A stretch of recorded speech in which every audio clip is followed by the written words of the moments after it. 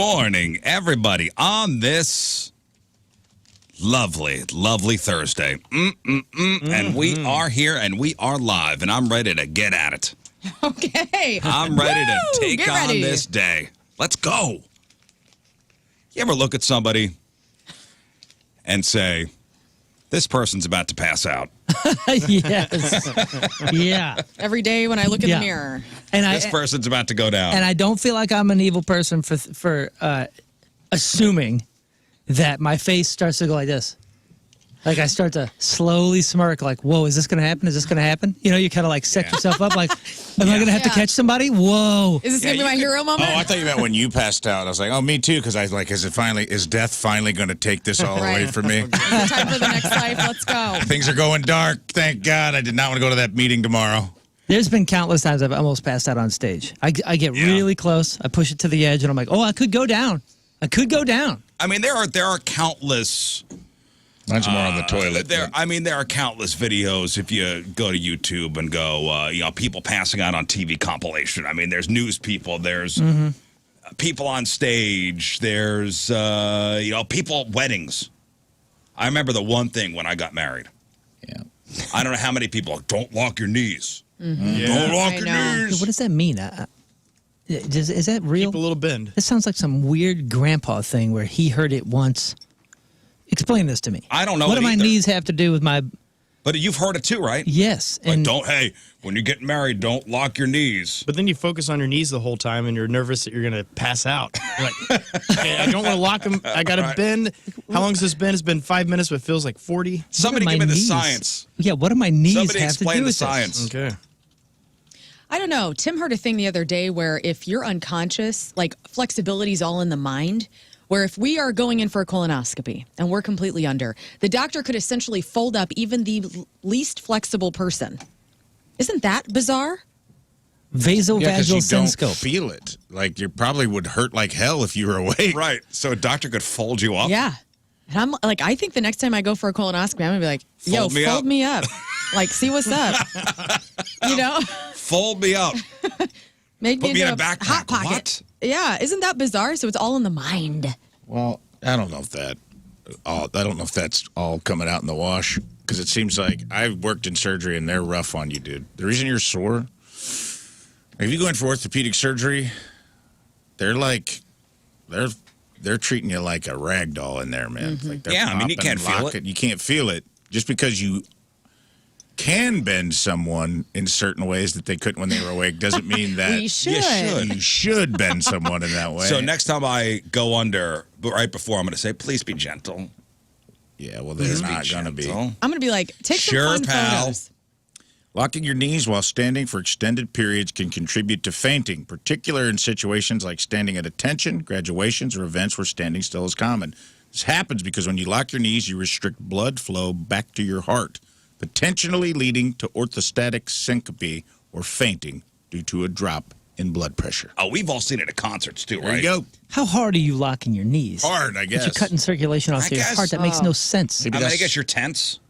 Well, okay, so that has less to do with locking your knees. Your knees are a symptom of everything else you got going on. Maybe that's what's causing ED. Everybody's just humping with their knees locked too tight. That could be Good it. idea. Guys, unlock your knees before you drop a Viagra. Maybe that's the problem. Who was standing next to me at Point Fest watching Ludo and they pulled somebody out of the crowd?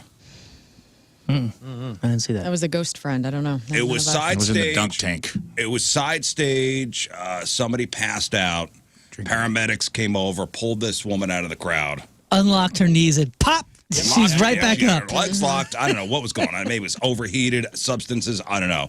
But they did the It was the the heat chest of Tim rub. Convey. Oh, they did? They did the noogie on the sternum. The sternum rub. Owie. What do you mean? Like The it's bruiser. a vapor?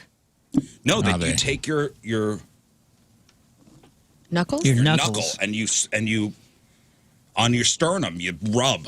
Oh. Yeah, because even a passed out person goes, hey, that hurts. Why are you and doing she, that? And when she woke up, Get off my boobs! when she woke up, it was shock. Yeah. Like where like, oh my, who are you? Yeah. Right. Why are you rubbing my sternum? That hurts. You can leave a bruise. You've never seen a sternum? You never heard of that? No. It's When really when somebody's passed out, a paramedic would usually take their knuckle and just rub it on their sternum. That's good to know. because my dad was Can we all on do blood that? thinner and all those meds and stuff, and when he he's had that happen a couple times where they would do that, and I mean, it's brutal. The bruises that comes across. Hurts like heck. Why do you rub someone's chest when they pass out? Well, the sternal rub, a pain stimulus, is a technique used by medical personnel for assessing the consciousness level of a person who is not responding to normal interaction, voice commands, or general physical stimuli. So basically, they're saying, how passed out are you? Let's hurt your chest real quick and see if that pops you up. That's what it is. Well, yeah, it's not like you're faking it. It's just such a painful thing where it kind of... Yeah. If you're only one level down in Inception, just a little sternum interaction. It'll get you, but the below... I was standing right there. Yeah. And they almost had her on like a tarp. It literally... They were going to lift her up and put her into the golf cart, into the ambulance, but they did the sternum rub, and she's on top of the tarp, and the look of horror. Well, it literally is a pain stimulus. It can also make you faint, which is interesting. Really? It works both ways. Sternum rub? It says sternum rub is a painful... Get in here, Scott. ...stimulus to assess the patient's level of consciousness. However, the pain or stress caused by a sternum rub can trigger the vasovagal response, also known as vasovagal syncope, Well, I or don't the want common no faint. vasovagal anything. Vasovagal. You know what? I'm sorry. I don't care what the internet medical community says on an article or two. I'm taking the knees thing right back out. I don't believe it again. Somebody says on the Schreier text line, Okay. Rafe should know. That's what they say all the time in formation in the military. Don't lock your knees. Yeah. They didn't say why. You don't get to... I don't know if you've been in the military, but you don't get to ask a lot of why questions. I have that not. usually gets you... You just do what they say. Sir, why, sir? Sir, why am I locking my knees? This seems like BS, sir. Oh, it does, huh? Yeah, you don't... you really limit the amount of questions you ask. You don't want to draw attention to yourself. Well, then they put you on KP duty, right? Next thing you know, for 5 hours, you're peeling potatoes. Am I right? Hey, I'd rather this do guy that knows than what he's right? talking My about. knees. Am I right? Is that what the military is all about? What year is Peeling it? potatoes. Sir, I call does BS on suck. vasovagal syncope. Right, that's it. Sir. Oh, they don't put you on KP where you have to peel potatoes? They do, yeah. It's the worst. Oh, that is the thing. You're not necessarily peeling potatoes all day. That's an old-timey World War II cartoon version of KP, but it's just as bad. It's like you worked in the kitchen of the mess hall for the entire whatever starship you're in, like all the buildings that are eating at one cafeteria, which is thousands of soldiers, and it sucks. It's just gross, giant vats, cleaning like pots and pans, mopping, taking out old food. Don't you love it, by the way, when your job is a punishment for other people? It's like if you work in the kitchen and then your punishment is to work in the kitchen and you're the guy already working in the kitchen, you go, this is a punishment for people? This is my job. Yeah.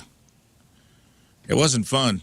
It was hot, because all you're steaming all these dishes and it's hot back there. They don't have any AC in the back. So, and I mean, it's different everywhere, but sometimes, it was a nice reprieve because your drill sergeants weren't there. Like you got put in, there was some other like kitchen sergeant in charge. Still treated you like crap, right? But like as long as you were just doing what you were supposed to do, it was just a long day, man. Well, listen, I bring up the whole passing out thing, especially military, because Moon, pull up the video. Rafe sent me this video yesterday, and I cannot find the full anthem. I think someone worked hard at scrubbing it. Yes, it's only 8 seconds, but the video is titled "Prayers Go Out. Woman Faints After Trying to Sing the National Anthem." Is she military or maybe fire department? Looks like fire department. Maybe fire. Are her knees locked? I don't know. It looks like she's had a baseball game. Are we going to witness vasovagal syncope? You about to witness hardcore syncope, dude, and it has a sound. I'm going to tell you that. Yes, the sound. Or is this the best way out if you forget the lyrics? I don't know, but who's broad? Well, here's the I'm sound. going down. Here's the sound of this woman in the middle of the anthem. You have the audio on your I do. your side? I do. I should. I'll pull up your computer. All right, play it.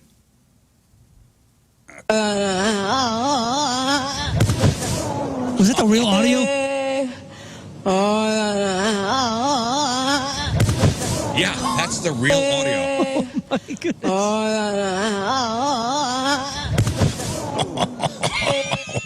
Oh, the land. Well, there's. I love the comment from Dr. Boy Finance that says, "That's how I react when my wife asks me to wash the dishes." Thank you, Am I doctor. right, fellas? So Yeah, are we right? the funniest thing is, as we just keep watching this 8-second loop over and over again, I'm trying to figure out who the people going oh in the background are when she hits the floor. Well, and face plants, by the way. She And face plants on the grass. holding the microphone. Well, and you hear the microphone thud.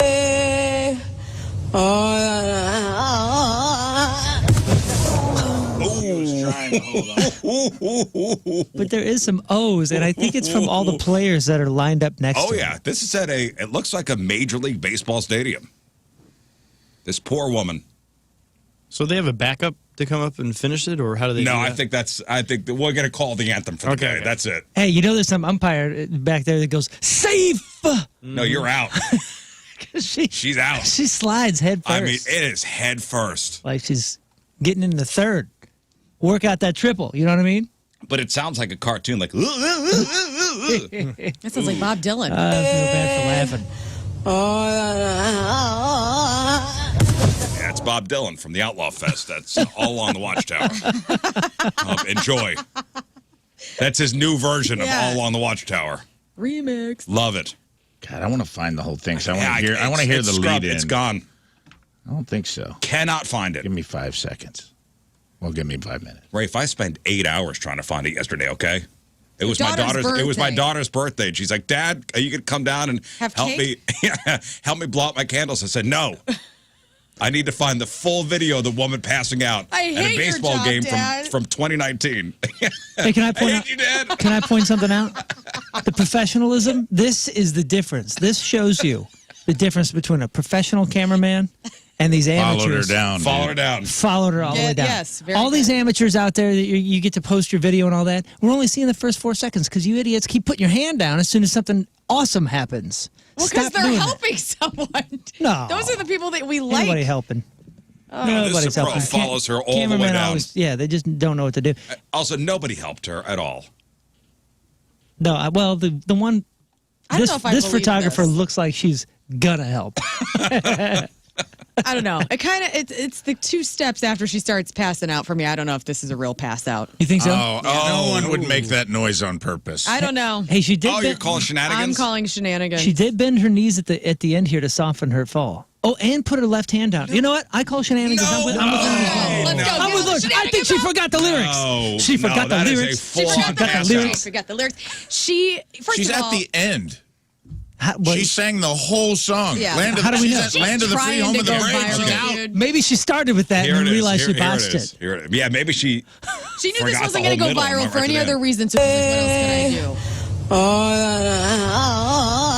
do? Yeah, that's home stretch. That is huh? fake Yeah. as hell, dude. Nobody's doing Oh, that. you ever wrong? You guys are dumb. You ever play the pass out game? Of Yes. course, I grew up where you grew up. Of course. So you've heard what happens when people pass out. It's always like some Weird. when you pick up your friend, they're like, it's never like no one goes to sleep like the movies. yeah, but nobody was closing her throat in this. Do you remember this gal? Somebody posted in the comments this gal who would she was famous for That's Paige. Paige who? Paige Jen, my friend Paige that we make with Chelsea that does the viral podcast with Trailer Trash Tammy. Yeah, she was going viral for doing these overly extravagant fake Yeah, falls she's in public. famous for fake falling. She made a lot of money. doing Whoa. Yeah, and- Really? and somebody said that this is this gal's attempt at that. So your friend Jen Paige. Paige. I don't know. I don't know why I just said Jen. Her last name is Jen. Okay. Oh, you just guessed it. I just Nice guessed. word. Close. So she got famous for pretending to pass out. God, what a world Not we pretending to live in. pass out. No, She would it's go like out in trip. public and do trips and fake falls in front of people to see how they would pranks to see if they would help or not. And she'd do it on rollerblades. She's a professional pratfaller. She took Chevy Chase to the next level and has made a ton of money on social media. Whoa. I mean, they shot a prank show for Netflix that ended up not going, but there's 6 episodes of a prank show called Lady Balls that her and Chelsea shot for Netflix where they were doing pranks. And also Chelsea would go out with her and she'd fall in front of her and knock her Mountain Dew out of her hand, and Chelsea would pick her up and body slam her in front of people to see if people would intervene and help. And this wasn't a go at Netflix? They tried to shoot it. It was like a lady jackass, pretty much. It was pretty funny. They just they tried to shoot it during the pandemic. Not a great time to do public pranks. Right. And they had a hard time. Like, people were just weird in public. I think it didn't go for a different reason. Like a new vice president of operations came in and Is she still they shelve following? stuff all the time. Sometimes, yeah. I mean, You never know. She's moved on to other things, but that was big on Vine and big on Right. And that was when this... Reels and TikTok first came out. That's kind of what was big on it at first. Was like people doing little public pranks or like silly short videos. And she made Hey, man. she's done well, brother. How do we know she wasn't in some sort of Riz show bet? You know what I'm saying? We've done some weird things. Where we got to go somewhere. If you're going to be on TV, you got to say the phrase that pays. Yeah, you remember? Like I think one of us said giant rubber fists 3 or 4 times on TV. On Fox 2. We had fun. We were put up to it. Maybe she was put up to, I don't hey, think so. I don't think I'll so. give you I think this is- $10,000 if you hit the grass. I think this is an actual pass out. I know you're skeptical. I'm very skeptical. And I'm always fooled by this stuff anyway, so. I want to see the full video because I'll go you guys' way if she was like messing up. Yeah. If she was like off key and was messing up and she's like, I need something to blame this on. But otherwise, she's in the home stretch. I don't think it's because she lost or forgot the words at the end. Where's the follow-up on her well-being? Well, yeah, where's the follow-up video? Like, We don't know did they what have to this drag is. her off? Did they do the chest rub? Have you ever passed out? No. Got close. You've never passed out. No, I've never had that. But I have a thing where... I thought you said you played the pass out game. Well, no, I did. That's not passing out. That's like forcing yourself to suffocate. And that's... But you do pass out. But you do pass out. But no, like, so I have like blood pressure problems. Like my heart rate drops really low sometimes. And so my doctor's like, you have to stay on this or you will pass out, And so that hasn't happened yet. But no, I've never done that. I mean, luckily, I'm very careful. I could count 2 times I've passed out. Really? Where? Once on the show, laughing too hard. Oh, yeah. Oh, yeah. When? great. Like on camera? Oh, yeah. Oh, that's great. You went down on the floor? Yeah, Oh, he, yeah. he went. Who made you laugh so hard? I'm sure I it don't was know me. what happened, but it was enough where I was laughing so hard, no oxygen, passed out. That's the goal now. Yeah, which was, by the way, has not happened once. That happened multiple times. One, you've ended up on the floor. A couple others, you came back up and said, "Whoa, I blacked out." Yeah. I wish I could One remember- actually wound up on the floor. Damn. I wish I could remember the punchline I said. Yeah, It that's definitely something was good. not It something was you totally said. scotched. Definitely, I can Dadgummit. for sure say it was not something you did. And the other time was I was sick as hell. I had the flu. I was on like flu medication. I was home by myself and our South City house. I had to get up to pee. I got up too quick. Went to the bathroom, stumbled over midstream, passed out, head first into the wall behind the toilet, sprayed everywhere. All right, you just triggered yes, I have passed out. Go on. Gave blood, KC blood drive. This was probably 2010. Gave blood, had not eaten a lot that day. Ended up having diarrhea, went into the bathroom to deal with it, passed out on the toilet, got awakened You by had the diarrhea woman at a from Red KC Cross. remote? I did. That's That's not even the biggest part. I passed out in the bathroom mid-crap, and the chick from Red Cross had to come in and get me. That was very embarrassing. I blocked that out of my memory, but then you just saying that. There was diarrhea in the Wait a toilet. second. There's diarrhea in the toilet. Was that the only place there was diarrhea? Yes, miraculously. You didn't blow. Miraculously. You weren't blowing it on the way down. I promise you no. Unless she cleaned it up before I came to. Oh, Because what a hero. for real, Yeah. this woman, her name was Lori. Oh, She the was liquid incredible. shadow. You It was dodged very it by close. this Shout much. out to Lori. Shout out to Lori. Lori's She was a awesome. sweet lady. And she was like, "Where's our DJ?" And I'm just like, I'm going to give blood You know, while it's- I'm working. What's funny is An she's idiot. a nurse who went to work that day and was like, at least today I don't have to wipe any butts. And she It's a had to Red wipe Cross mine, blood probably. drive day. There's no butt wiping. One day I get a day off, and then she Oh. probably had to clean you up in there. Speaking of butt wiping, I do want. I've been sitting on this story. I like what you did there. Sitting on this I've been story. sitting on Speaking this of story. butt No, this wiping. is it's kind of sad, and it's about a kid, like a special needs kid. And all right, I'm going to set the scene. A mom in a close knit neighborhood where all the neighborhood kids are constantly hanging out. sharing meals, sleepovers, weekend adventures, whatever. But there's one issue that's causing all this drama. So a 9-year-old boy in the group is not potty trained, and they don't in this story they don't explicitly say what is what's wrong with the kid, but they say he's a 9-year-old kid and he's not potty trained. So I'm assuming there's something, and he still needs an adult to help him wipe after using the bathroom. So while some parents in the neighborhood have been stepping in to help, this one mom says she's just not. I just don't want to do it. Mm-hmm. Like I was not comfortable. Yeah. Wiping a 9-year-old's butt. That's not my kid, and she explained that it's simply not her responsibility, and she doesn't include the boy in any of the activities of the neighborhood unless the parents are around. And she says it's absolutely unreasonable to expect me to step in for this kind of care. And for her, she's like, it's not about judging the kid's development. It's just she's not comfortable. What's appropriate to ask another parent to do? Interesting question, for sure. Yeah, I understand what she's saying. So she's not getting raked over the coals. Well, just take it, whatever. I understand what she's saying. I remember I was a director of multiple day camps, so I had 180 average kids under my care and multiple counselors, and certain counselors were more comfortable than others doing certain things. We had special needs kids that had special requirements. On occasion, there was something similar to this. Now, that was a process, obviously a professional process. Yeah.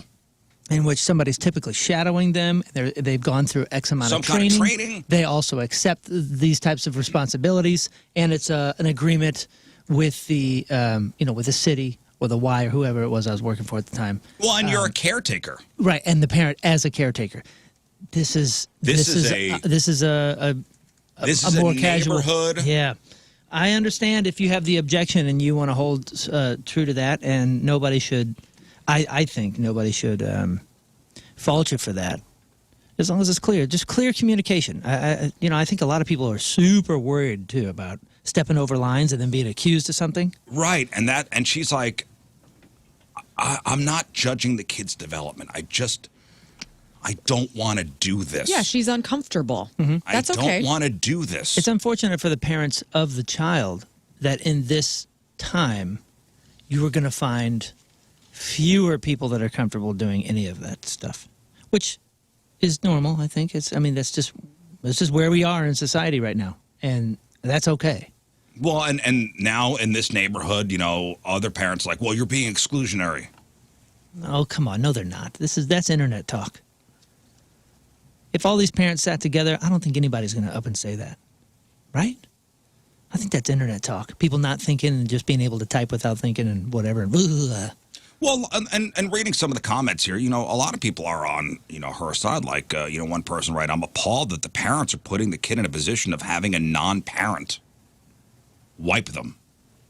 In a non-professional setting, yeah. Another said this is way outside the normal expectations for care when leaving your kid with somebody. The only times I've ever been asked to help with bathroom time is when a kid is like 3 or under. Somebody else chimed in saying, I'm horrified that other parents are willing to do it. That's weird, dude. You guys ever do, not a lot of churchgoers in this room. You ever do like Sunday school or any of that kind of stuff when you worked? When I was a kid. You never worked Sunday school? No. You're in this position every week because, and parents of like smaller kids will say, hey, yeah, he's potty trained or he's not, or he may need help, or he may ask for help. Mm-hmm. And what do they say? Like, if you're not comfortable with that, and typically it's like the older ladies that most people are comfortable with going in and helping their kid. Well, but there's an expectation for that. You're watching kids, that's going to be part of it. Right, and every parent that knows that their kid may have some trouble or may need some help says something like, if you need me, just come grab me. I'll sit close to the door. You know what I mean? Nobody would put this kind of stuff on somebody else. I don't know. I think this is plenty of people extreme. agree that it's not fair to expect other adults to handle handle bathroom duty for a 9-year-old, and the kid's parents should be responsible for that level of care. It seems harsh on the surface, doesn't it? Yeah. Yeah, there's going to be everything. It's a spectrum of comfortability where there's going to be parents that are like all kids. I can help everybody, and I'm down. And, that's amazing. And there are, God bless them, that there are people like that. I had a ton of parents in my childhood, youth, like that were down to Let me help wipe those with butts. anything. Come on, bring them over here. For I love real. wiping butts. Like my grandmother was that way. I remember I had to have a suppository whenever I was a kid because I was really sick. They just shoved this these capsules up your butt. Yeah, the rocket. You know what I'm talking about? Suppository. It's the worst. And like, I don't think my mother could handle it. Or my dad. I think it was my grandma's like, let me in there, you know? And it's my grandma. There it is. So, but it still was awkward. You know what I'm saying? It's like a little wax crayon, It dude. is, dude. It melts immediately. Dude, I remember I was a kid. I forgot why I had to have that. I was constipated or something like that. And I was probably like 12 or 13, like just to the point where I was not having my mother That's right. anywhere something up near my me. butt. Yeah, no. And I was like, no, you got to do what? And they're like, I got to put this here. And I was like, no, you ain't got to do nothing. Right. I will do You're that. in the other room. And I go, and I remember going in there and going, wait, how do I do this? Right. And I walk out and I go, hey, you got any advice? Like, what would you do? And she goes, well, just lay on the floor, lay on your side, and, find its way in there. I was like, oh, that's a great idea. Okay. And I distinctly remember being on the bathroom baseball. floor I don't know. at my parents' house, bathroom floor on my right side. Right. Dude, it's like What a a vivid mess. memory. And and you take it out and it's a white crayon. Yeah. And then you got to. It Like looks a like waxy, the gross- wax crayon you'd write on a when you're coloring eggs. Yeah. You write your name on it. Yeah. That's fun. For real. Yeah, and then when it goes in, it's like instant burn, and you just go, "Oh my god, what do I do? I don't know Where'd what to it do." Yeah, it's gone. Hey, and by the way, don't you dare text over here saying it's not the kids. We're not blaming the kid. by the way. Absolutely. The kid has Don't- no fault at all. Yeah. No, nobody's saying that. You're crazy people. The kid just needs some extra help. That's 100% fine. This is just the reality of a situation a woman is going through, and she's like, I don't want to wipe the 9-year-old's butt. right. That's what this woman is going through. So don't twist it. Nobody's blaming the kid at all about this. And she doesn't have kids at all? This is just an adult, or she's a mom as well? She's a mom as well. Okay. She's a mom in this very close-knit neighborhood. Again, Yeah. she's being accused of being Exclusionary. exclusionary because if the kid's parents are not with him. Right. And also, I think she would rise to the occasion if it were emergent. Like, if that kid goes in there, it's like a breaking point moment where you're like, okay, I got to help this kid. A lot of adults would be helpful. But course, you she's have trying to set the tone ahead of time and be like, hey, this is just something I'm not fully comfortable with. But push comes to shove, she's a mom. She's going to help with the child Let's no matter hope. what. Yeah. Let's hope. Yeah, I mean, I wonder the ones that are comfortable. Like, what circumstances are they comfortable with? For instance, Maybe they're not comfortable and they're just afraid to say they're yeah, not comfortable. that's okay. That's a great point too. But you know what I'm saying? Like right now, I mean, Riz, tell me this: if one of your kids' friends is over, there would never be a circumstance where you would find yourself in any room alone with that kid, right? Yeah, that's like the kitchen, or Yeah, but you know what I'm saying? Like, Yeah. And if there were, I bet you would go, you know what? I gotta rectify this situation. See ya. You know what I'm saying? Like you just don't put yourselves in positions Yeah. where anything can be misconstrued or anything can be course. confusing. Like and you go out of your way to make sure that everybody is always comfortable and that you are like doing right by everyone. Yeah. Well, So in that situation, I bet you got to be like, well, I gotta leave the door open and have a witness, but you don't want to embarrass the kid. Right. Yeah. So you got to have another parent, and that's all reasonable stuff. So I bet you the other parents that are comfortable, they're still going kind of out of their way in certain ways to make sure everybody is. all right, here's another parenting thing. Let's be honest. And you took a big road trip with your family last week, went down to Alabama. How long's that car ride? 7 hours. Now, as a parent, you're trying to control when you're in a non-trip situation. You're trying to control your kids' screen time. That's the new parenting. That's the new parenting thing Guilt. we're all dealing with. Is like you got to make sure your kid has a healthy screen time touching grass ratio. So airfare prices are soaring. Most families are hitting the road for summer vacation. In fact, 83% of people are planning to drive rather than fly this year. And if you're one of those parents packing up the car for a long trip, you've probably wondered how much screen time your kids should get while you're on the highway. Some parents are super strict. Like one mom who only lets her kids listen to audiobooks in the car. Oh. Yeeks. Yeah, let's just say if I was her kid, I'd be looking into early emancipation. But that's me. That's grounds. But most parents are a lot more relaxed, especially when everybody's stuck in the car for hours. So, but here's some real talk, though. According to the CDC, the average kid already gets a hefty dose of screen time every day.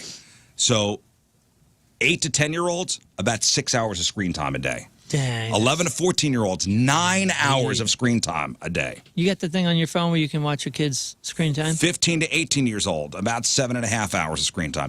Do I have it? I had it. Did I use it? I did not.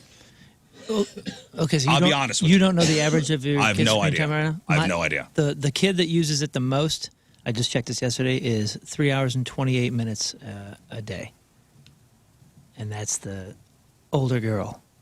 And she's on it frequently. But I thought that was a lot. You're saying 6 hours? Average. For the average 16-year-old? Yeah. Well, I feel good. Yeah. I guess. And yeah, okay. And my wife and I'll admit this. Like we were probably negligent in this. We probably should have been paying more attention Do you think to the amount of screen time. But I would, and my wife and I were the same kind of parenting style here. You know, you see the kid on the couch for, an hour just locked into their phone. You go, put your phone down and get the hell out of the house. Do you think your kids are anywhere near 6 hours? No. I know my son definitely is not. The girl, maybe.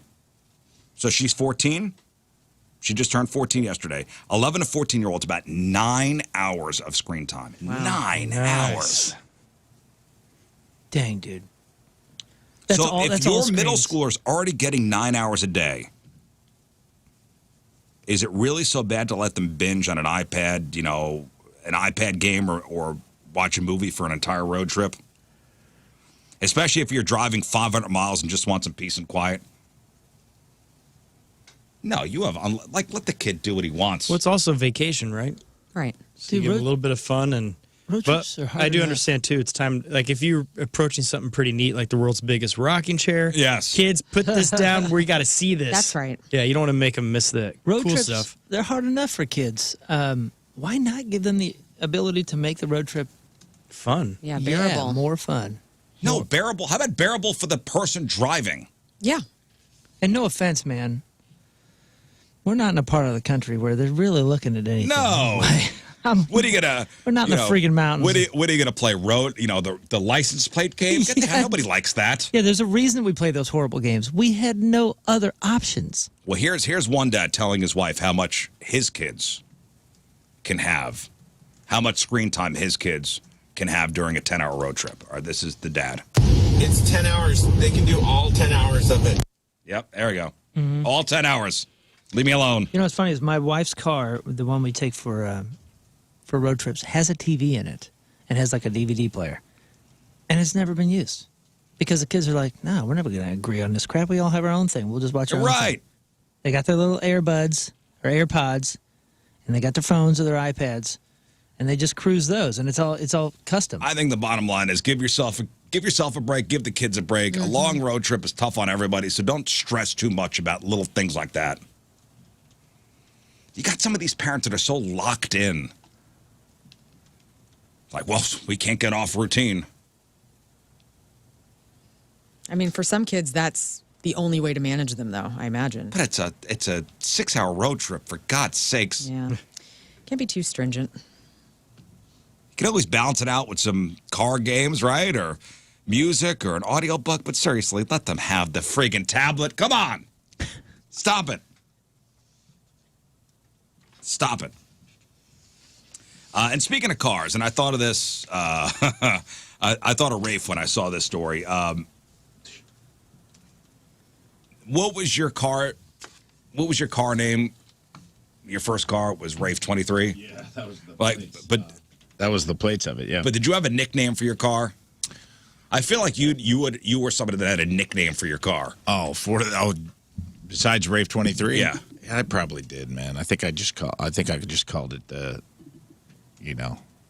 rest bucket or something like that. It was I I called it the Rolling Turd because it was like baby poop brown. It was a Datsun. It didn't even have a cool name. It just had a number. It was like a Datsun B200 hatchback, and it was like that tan, like baby poop color. Yeah, I know exactly what you're talking about. It was not a good-looking car, man. It was like a mauve beige. It was gross. Do you have a nickname for your car, Lern? No. A third of us do. Cool. A third of us a third of Americans have named their car. It depends on the car, but yeah, I have named a few of them. My first one was just POS. It was like, are we taking the POS? Right. My truck was the Stormtrooper. It was white with, like black badges and things. It just looked very Stormtrooper-y. So that was the Stormtrooper. Let me think. Yeah, I mean, it's the Rizmobile. Oh. Yeah. That's a cool one. My new car is the USS Lauren Leslie because it accidentally, when I got my plates issued, they were somehow her initials. And All she of my pointed it initials. out, and she goes, that's crazy, like, just a wild. So when I put it in Park Mobile, as a bid, I think I put in the USS Lauren Leslie. But Because it's LLC and then E something, right? So it's like Lauren Leslie Colvin. Elwell. Yep. Got every initial you've ever had.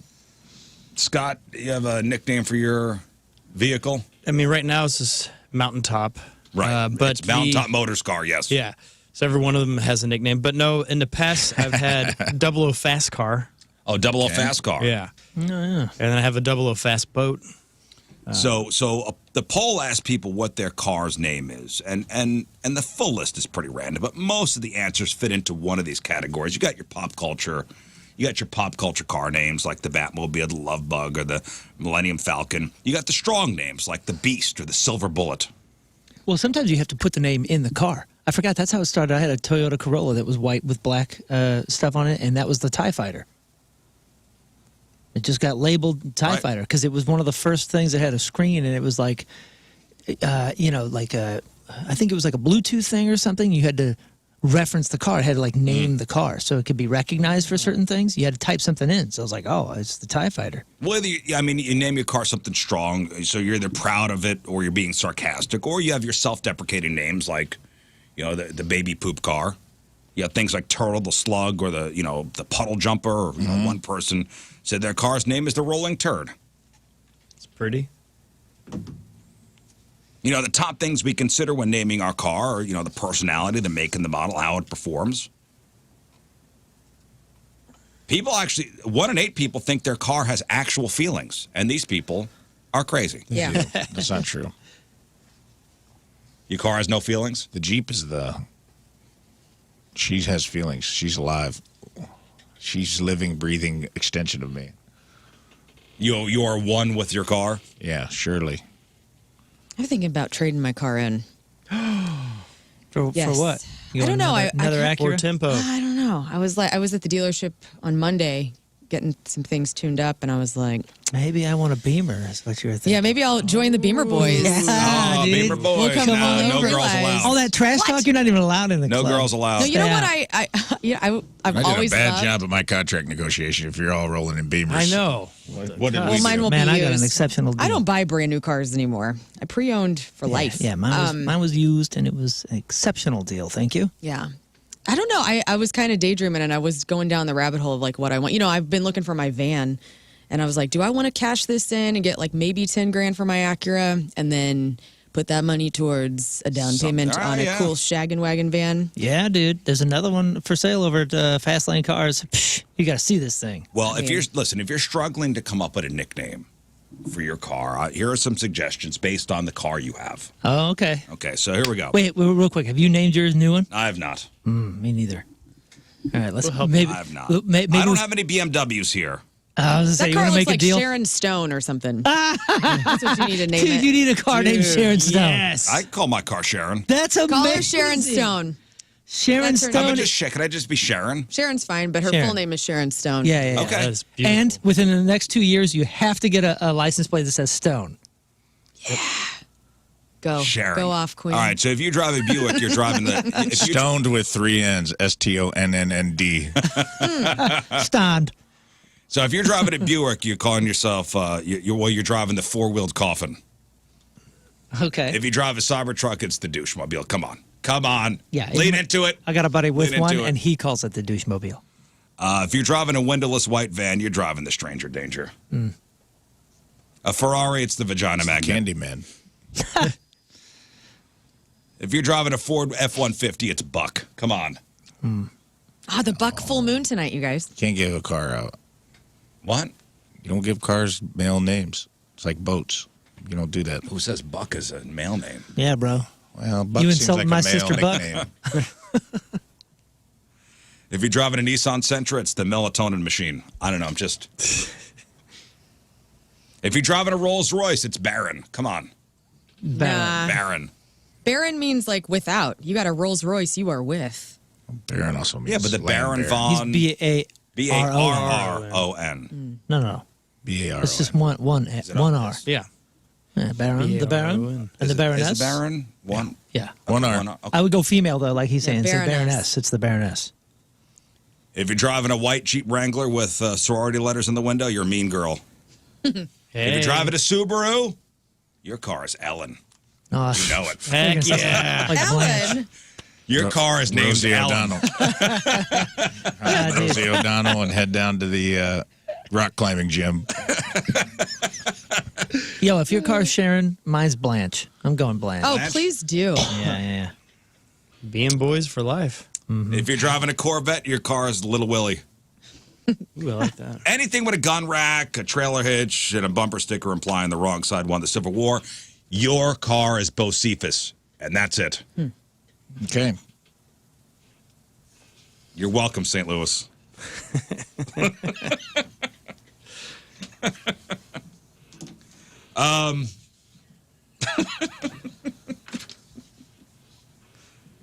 Have you ever seen a baby name that made you kind of stop in your tracks? Here's another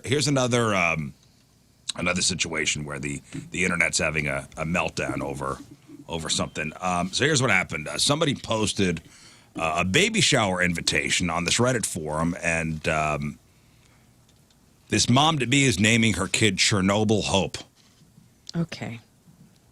Does it have a lot of meltdowns? You know, Chernobyl as in the site of the infamous nuclear disaster. Chernobyl's a neat word. I get maybe liking how it looks and how it sounds. And has a noble in listen, it. the invite itself looked totally normal. You know, think cute balloons, stars, an elephant. Gas but then you masks. see the name and you're like, wow, What was the full name? Chernobyl Hope. Chernobyl Hope. This is Hiroshima Faith and Nagasaki Love. Now we got them all, baby. Yeah, one person joked, you know, are all the friends invited, or is this just for the nuclear family? Oh. You get the hell out of here with that. Okay. I wasn't ready for that. I thought we Yeah, of course, Chernobyl God, you can is, take the day off. Yeah. All right. Someone's picked up your baton. Chernobyl is known for the devastating 1986 nuclear accident in the Ukraine. So the name choice is, Yeah. Anybody know a Chernobyl out there? No. And I guess the mixture with hope is That's the funniest part. It's like an Yeah. oxymoron. like Chernobyl hope. What? At least they got a backup That's what that's it means. usable. But what? But again, this is another situation of why are you saddling your kid? Why are you doing this to your child? Right. Journey?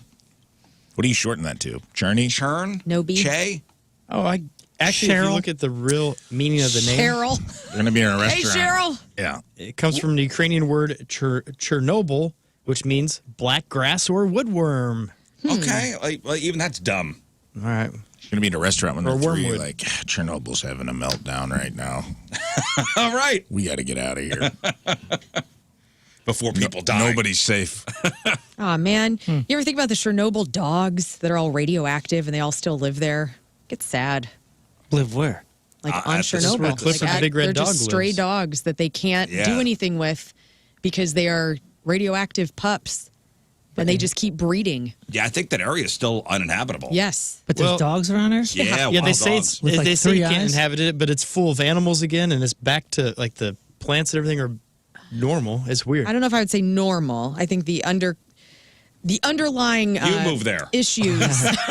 Well, It looks normal. If they're breeding, there's a certain level of health there because Yeah. typically the radiation like jacks that pretty good. Might be doesn't some it? birth Well, defects. I don't though. know what's going on with these nuclear Some dogs. three-eyed but fish like in The Simpsons. Right. Yes. Beep, beep, beep, beep. I'm not eating anything over there. I'm not visiting there.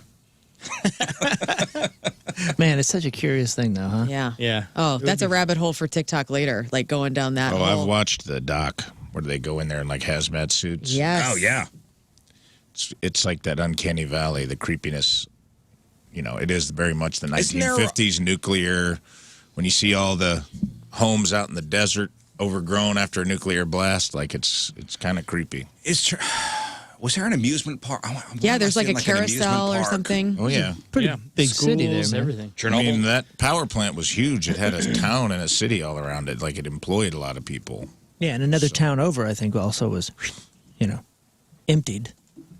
Probably still Well, is. again, this is another example of a selfish parent saddling their kid with yeah, their. You're already 2 steps behind. sad to the dumb say, name. other than a miniseries or two, the majority of people that are being born right now aren't going to know much about Chernobyl anyway. I hate to say that, but, They don't teach that in school. man, Probably just like a I don't day. think it's making the highlights. No. They will find it on their own when they Not go here. down their algorithm TikTok holes because it Yeah. is fascinating to learn about. In Eastern Europe is big history. Here, they're not teaching that stuff. Whoa. And if they are, nobody's listening for the 15 minutes it's discussed. Nathan says all those animals now are mutants. Yeah. I mean, they're so cute. Like, I'm looking at them Some right of now. them. I mean, they're Some of them are like Adorable. There's deformities though too that are wild like that. Oh. They look like something from a sci-fi movie. Is that real, though? I don't know, man. Maybe he locked his knees. Yeah. I'm not sure I buy it all because that kind of looks like You're really on a conspiracy trip today. What do you mean? Get some I other know. stuff going. I don't know. That looks like it Come could on. be AI or photoshopped. It might be. It was on ABC News. Maybe it's fake. I don't know. Good God. I did. All right. No, it probably that very I'm not well going to could feed be. your Man. silliness. there's a lot more normal looking pups than There are abnormal. normal ones. Yeah. Well, go ahead, hug one. Next thing you know, you got. I mean, I would leukemia. love to, but I there are can't. a lot of dogs that look totally fine. Yeah. Somebody on the Schreier Air text line said, I recently watched the Chernobyl show, and I was telling my coworkers about it, and no one had ever heard of that event and had no idea what I was talking about. Seriously? No. Those are people in the workforce, man. How old are these people? In the workforce. That's all. I mean, that's at least we know that. Chernobyl Hope is coming in new, coming in fresh. What a cool name. Well, They're it's a not dumb gonna know. name. Their classmates aren't going to know anything. It's a dumb name. Guys, let's not argue on National Pina Colada Day. Please. Good call. Because that's what today is. I can't have a pina colada without a beach. Yeah. You of know, course. it doesn't make any damn sense. Well, it makes sense that National Pina Colada Day is in July. Yeah. 'Cause it's, Summer. it's hot, summer. You don't drink that's a drink with an umbrella. Oh, yes, it is. You need to be on a body of water Yes. to really enjoy that. But Instacart shared another round of stats, this time on America's top ice cream orders. And this is fitting, actually, on National Pina Colada Day. They say the top trending ice cream over the past 2 years is pineapple coconut. That's just trending. But pineapple coconut ice cream saw a 37% boost in sales last year. Pistachio was next at 25%. And then green tea is at 24%. Now, they also looked at the most popular flavors overall. And, all right, can you name, I got the top 10 most popular overall ice cream flavors. And number one is, we could all guess it, right? Chocolate chip cookie dough. Mustard. What? That's vanilla. Oh. It's mustard ice cream? No, it did not make the top 10 this year. That's weird. Number one's vanilla. What's number two? Chocolate. Chocolate. Chocolate. What's number three? Strawberry. That's number four. Butterscotch. Butterscotch. Great guess. Rocky Road. Butter pecan is number 8. Fine. Cookies and cream. Cookies and cream, number 3. Chocolate chip. Mint chip, 5. You got your Rocky Roads? Ooh, Moose Tracks. Moose Tracks, What's Moose Tracks? Oh, it's the best. That's vanilla ice cream with fudge and peanut butter cups mixed in. What? That is Peanut the- butter cups, dude. that Have is you the- never had Moose Tracks? I've never had Moose that. Tracks. Leave right now and go to Sounds- Schnucks. I would love to. Permission granted? And in this article I read about this, it is strictly a Midwest thing. Moose Get out of Tracks. here. No way. Well, you know what? Fine. Don't let anybody else know about it because I don't want everybody eating it up. You sure about that? I thought it was referenced in Goonies. Midwest is fully obsessed with Moose Tracks ice cream. Hell yeah, we are. Remember when Chunk is in the freezer and he's and they got Rocky Road and he's doing that whole thing? Doesn't he mention Moose Tracks or some weird flavor? I don't think so. I thought it was just Rocky Road. Oh, maybe that was the one that I had not heard of until the Goonies and was like, what is that flavor? I didn't know it existed until I was allowed to go buy my own ice cream with my mom's money in high school. And I was like, you know what? I'll try this. I was not very adventurous with my ice cream. And then, dude, whenever I got Moose Tracks for the first time, I ate the whole damn tub. Like, I just sat in my room at like 15 years old and just watched the WWE wrestling and then ate Moose Tracks. Huh. I think you're thinking of chocolate eruption because he says Oh, that that's in what he the says. Goonies. He Chocolate says, eruption. Chocolate pralines and eruption. cream, Mississippi mud, Mississippi chocolate mud. eruption, Rocky Road. Maybe pralines and cream.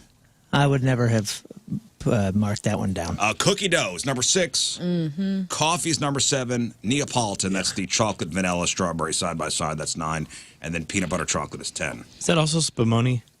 No, Spumoni is cherry and pistachio and chocolate, I think. Oh, I thought that I'm was embarrassed. Italian ice cream. They say Dubai chocolate is also a hot flavor that's rising in the ranks. Dubai chocolate, go on. It's Dubai It's like- chocolate has pistachios. It's pistachio and something else. The kids saw that on whatever social media and they started doing it in our house. We got a whole chunk of it. I don't like nuts It's in My ice daughter cream. makes it herself. Yeah, they do too. It's whatever. It's a mess. It's that like It is a mess. phyllo It is. dough. It is good. It's a disaster. But you got to have a couple particular ingredients to get it to do that flaky thing. Yeah. All right. So, what's your favorite ice cream flavor?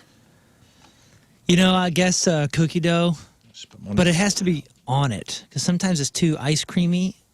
It has to be like cookie dough. I want to basically feel like I'm eating cold frozen cookie dough. That's favorite what I ice want. cream? Moose Tracks. Moose Tracks. Man, that's tough. I know it's tough. That's a tough It's question. a big decision. Don't. I like both of the ones aforementioned. I'm a big cookie dough guy, but I love peanut butter in my ice cream too, man. Oh, dang. So I guess is it Moose Tracks has peanut butter in it? Yeah, that's probably got to Peanut go butter that way. I got to go that way. It's the best If I of get all peanut life. butter and cookie dough, I'm good, bruh. That's what I'm getting. There's a thing called the Blondie at a place called Annie's Frozen Custard in Edwardsville. It's my favorite thing on the planet because it's ice cream, real peanut butter mixed in, and they mix it in. And it's smooth peanut butter, and then it has layers of hot fudge, brownie, and cookie dough all in it. And they just mix it all in, and it's diabetes in a cup. That's nice. Scott, what's your favorite? Well, if we're going ice cream, I guess, yeah, Moose Tracks is the most flavorful. I'll go that route. Yes. It has fudge and Reese's Pieces? Or Well, it's peanut butter vanilla cups. ice cream with fudge and peanut butter cups mixed in. Dude, it's the I mean, freaking there's nothing best. wrong with that. I've never had it. What? Okay, tomorrow, Moose Tracks Friday. I'm picking it up after work. How dare you not have it? What brand? Who makes Doesn't the, matter. Yeah, let's see. does Is not Sometime it Moose Tracks matters. specific to a brand, No, or is it? sometimes it's called like reindeer tracks, or they try to mess with the moose. It doesn't matter. Whatever it is, it's good. I'm not even brand rabbit, loyal. Somebody said, Nathan says rabbit tracks from Blue Bunny. That's what I'm talking about. They try to put new animals in the trackage. Rabbit tracks? What are they, just smaller?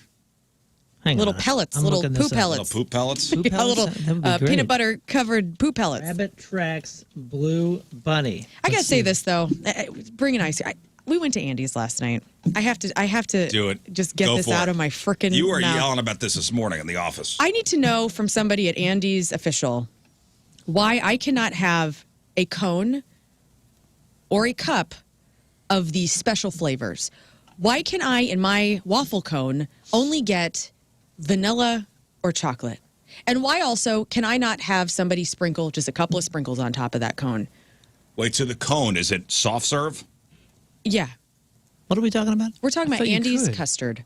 Yeah, No. what's the complaint? I have tried to order it before at the Andy's on Manchester. And we were there last night, and I knew better. I was like, well, I guess I'll just get a kid's sundae with some Butterfinger on top. So what do you want? Here's what I want. I want to be able to try their special flavors that you can only get in the little packaging that you can get prepackaged. I want to be able to have those flavors in a waffle cone. And if I would like a sprinklage on top, I would like to be able to have that. Oh, so they have it prepackaged, but they don't have it at the Allegedly so. in the serve. okay. I've asked for what I want, and they're like, we can't do that. Well, it's And 'cause it's a Why big- can't they do it? Well, 'cause Right. it's a big conglomerate company. You know, it's a big company. I think they're all franchised or whatever. So they're shipping out all the prepackaged stuff that they probably I have in guess the so. stores and all that. But they're to like sell. making it in the store. Like those they are got the the basic machines. flavor, like the. They're Are making they it as making well. the custard there? I thought they were. Oh, see, it sounds like they have like only the or only the packaged stuff, you know, over here, and then all the fresh serve. Or, Somebody clear this I up. would like to be contacted. I have a Learn cousin at who worked there. I'm 1057thepoint.com. Text them. And here's the deal. I used to live by Mr. Wizard's in Maplewood, okay? It was the best. You could go there. You could ask for literally anything as long as you knew what the hell you wanted as you got up to the window, and they made it happen. So it's not like it's a custard problem. Custard stands are doing whatever I need them to do. It's just customer Andy's problem. specific. What's up? We've never been to Andy's. I've never been to Andy's either. I don't think. We have the Silkies by our house. Yeah. That's good. What? You'll never go back. Guess We're who going to just go to made Andy's me forever. more. Andy's is You're an great. Andy Stan. Yeah, you are. 100%. an Look at me Andy's guy. using young people terms. By the You're way, pretty cool. the Andy's there on Manchester. Have you Yeah. gone to that pita taco shop across the street? No, but I will. It's hilarious. It's got like pita, taco. I think you can get spaghetti, everything in there. It's awesome. Yeah, I've been in Okay. there. There's also a new place in Ellisville. Want to give a shout out. Don't remember what it's called, but it's a dessert place. You can get waffles and crepes, and it's going to be like diabetes for me. Cool. Good shout out. Don't know the name of it. I don't know that. Well, it hasn't. I think it just Did you opened. say in Ellisville? I haven't been there yet. Yeah, it's in Ellisville. It's a creperie or whatever, and I'm into it. Melt and dip. Melt and dip. Where's Crepes, that at? crepes, It's, waffles, desserts, and Belgian chocolate. I'll be- Permanently closed. Oh no. No, it's open. That's Window They- Sills Cafe. they is just permanently opened. closed. It's right by the pasta house. Craving for a Belgian waffle? Yes. Taste the best waffles in town with real On Belgian that, on that chocolate. side of the street? And On the- Italian on the pasta gelato. house side across from Yes. where Gastropit was? Yes. Brother, I've been saying this for the last 2 years or so. Le Bon Boucher started doing crepes over there, and I was like, yo, crepes are the next revolution. Mm-hmm. Last time I was in England and everywhere else in Europe, there were trucks everywhere with walkable crepes. And they were the best, dude. The Nutella and bananas and all that kind of stuff. And they would fold it and put it in basically like a pizza shape, like a pizza slice carrier, so it can kind of just rise up like almost like a cone. Okay. Right. And that is the way to eat a crepe. Walking crepe. Walking crepe. I'm into that, Holy perfection. and I'm going to be into this melt and dip. Well, How fat? Look at you traders, dude. How many fast traders? you turn your back on the American pancake. I'm a waffle woman. Pancake man. Pancakes are garbage. I love Oh. a waffle. Pancakes hurt me. Damn, Well, we dude. all- Will you pry my pancake from my cold dead finger? we all could You agree, can keep them. vanilla is. Yeah, if your favorite ice cream is vanilla, you know what? I like coffee ice cream is my favorite. Okay. If your favorite ice cream is vanilla, you've never had sex standing up. I can tell Well, you that. Listen. Your hands are always at 10 and 2. That's right. That's exactly right. Yeah. Exactly right. You're a 10 and 2 driver. Tonight, honey, we're going to do it with the lights on. What? Still missionary, but lights on. If your favorite ice cream is strawberry, I want to eat healthy, but not really. Yeah, this counts as I fruit. do love strawberry shakes. If your favorite ice cream flavor is butter pecan, you're so high and you think butter pecan is a real flavor. What is that? It's butter and pecan. What are you talking about? That's grandma flavor. Yeah, that's- you're just a Old soul. you're one hair away from rum raisin if you're eating butter pecan. Is that a Werther's? I'm into rum raisin. If I believe your it. favorite ice cream is pistachio ice cream, you own velour slippers and you use summer as a verb. Hell yeah, that's my dad. He always had it, and I was like, ugh, never want to eat this. I've come around to pistachio desserts. I had a pistachio cannoli. It was awesome. Crazy good. Crazy good. I had pistachio cheesecake in New York, in Little Italy, at Yeah. the Cannoli King place. The guy that's an informant for the mob or whatever. Little John. The cannoli king? Yeah, his name was The cannoli king. And in he was New in York there City. drinking wine, dude, with his buddies, like holding court. It's exactly what I wanted it to be. And he's like, "How are you enjoying your cannolis today?" Good, they're great." good. Yeah, that's good. what I wanted to hear. If your favorite ice cream is low fat, you don't understand the point of ice cream. Yeah, I've been getting into Halo Top. It's not Yeah, bad. those are good. There. It makes you feel like you're not a complete POS. It doesn't hurt as bad. No. General Mills has a new breakfast option, but does it sound good or gross to you? Cinnamon Toast Crunch and Hormel partnered up for a new bacon-flavored cereal. And I guess you can get it at Walmart now. It still has that same cinnamon taste. They just added the bacon flavor on top of it, so it's a savory and sweet thing. I don't know. They say it's limited time. The two brands partnered last year for cinnamon-flavored bacon, and they claim fans loved it, so they decided bacon-flavored cereal was the next logical step. There's no actual bacon in it. Bacon bits would have been fun, but they say it's made with artificial bacon flavor. I mean, candied bacon is good. I just feel like it's salt and sweet, which is always good together. Right. But there's a guy who tests out food on TikTok, and he got his hands on an early box of this stuff, and he described the taste as not terrible. So not a ringing endorsement for this thing.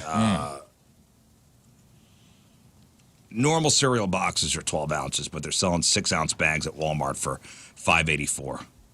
I don't know if anybody's tried this yet, but I guess the jury's still out on whether this bacon cereal is good or not. But the tropicalfruit.com ranked the 10 best cereals of all time.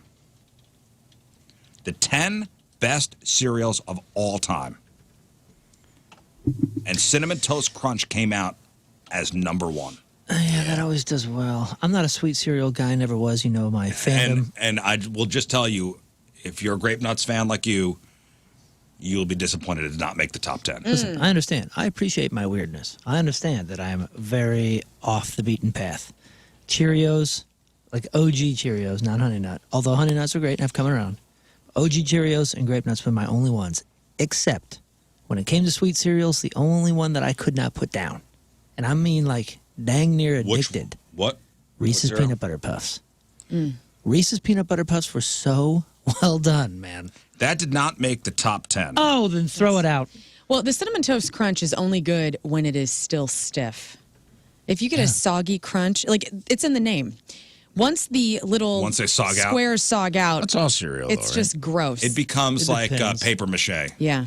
And I don't like that. So you got to really hustle through it. Yeah, there's holds always so its many integrity. rules with like It takes a while for Cinnamon does. Toast Crunch to sog out. It's got good integrity. It's Lucky good Charms and all structural. those. Those all have. Can like, you name the top 10 best cereals of all time according to the tropicalfruit.com? Again, number 1 was Cinnamon Toast Crunch. So I'll give you that one. Frosted Flakes. Frosted Flakes, number 10. Yeah, right. Fruity Pebbles. Fruity Pebbles, number 3. Tricks. Tricks did not make the top 10. Now, I only have the top 10. Lucky Charms, Lucky Charms, number 8. Sugar Smacks, Sugar Smacks, no. Captain Sugar Crunch. Corn Yeah, Pops, Captain Crunch. That frog's on heroin, dude. Sugar Smacks. Captain Crunch with Crunch Berries, number 6. the Frog wants kids to try Sugar Smacks, baby. And I'm like, Smacky is on black tar heroin. He's Get on that heroin. guy away from your kids. Yeah, Sugar. Yeah. And Sugar Bear. Smacks and listen to Smack. jazz. Yeah, Sugar Bear. And Sugar Bear's on opium. Yeah, both of them. Both of that bear and that frog are in the jazz band together. And they're doing opium down at the speakeasies. Get them away from your kids. Yeah, the bear. Is his eyes half closed? Brother, Hey, he baby. is so cooked. These Sugar Smacks got me That dude feeling is kind of so strange right now. Get out of here, crackhead. Crackhead the bear, Smacky the frog. The hell away from our children. Look at this dude. This is an action shot, and he's still higher than Look, Snoop Dogg. that bear is straight up. He just pulled the rubber band off his arm. He just pulled a belt off his arm right before he went and talked to your children. Oh, Lord. Yeah, this cat is pulled Look how down. malnourished that guy is for a bear. No thanks, dude. Yeah, baby. Oh. Sugar Bear. One me hit talk of to your Sugar kids. Smacks and you're hooked, Look man. at this. He's only got one eye open in this shot, and this is on the box. Yeah, dude. He's nodding off. Actively nodding off on the box. Yeah, dude. This dude That is. thing away from your kids, man. Hey, Sugar Bear. I'm Noddy the bear. Do you remember his voice? His voice was badass. It was all Barry Whitey, if I remember right. Yeah, he kind of. I'm doing my best version of it. Let's see if I can. Oh, look how high he is on the commercial. All right, you're on. My Super Golden Crisp cereal with 8 vitamins makes this Yeah, nutritious baby. breakfast really neat. I'm talking about Love breakfast. that sweet, crispy wheat. Oh, yeah, totally, man. Told you. Box for the bear, put the pole in the bowl. Time for a vitamin-pack punch. Yeah, get my arm out here and put a belt on it, baby. Oh, all right. Well, keep that thing away from my kids. See? That was the 1980 Super Golden Crisp Sugar Bear commercial. All right, so I need more of the 10 best cereals of all time. We got Cinnamon Toast Crunch at 1. No way. Fruity Pebbles at 3. Cap'n Crunch with Crunch Berries at 6. What about Golden Grams? Golden Grams was given an honorable mention. Count Chocula. Count Chocula. Oh, No. Cocoa Puffs. Cocoa Puffs, honorable mention. How about Captain Crunch? Peanut butter Captain Crunch to be more specific. How about my favorite unicorn, Fruit Loops? No. Fruit Loops, number 9. There's no Captain Crunches on here? Cap'n Crunch with Crunch Berries was number 6. Okay. Hey, by the way, I'm going down a rabbit hole of watching all these Golden Crisp commercials, and in every one, this high bear is just kicking people's ass. Yeah. That's all he's doing. Well, you Is can't He's got feel anything. You ever vitamins. fought a crackhead? he's, You can't feel nothing? he's just ass kicking in every You, commercial. you fight a crackhead, you tell me. That's exactly what it's like.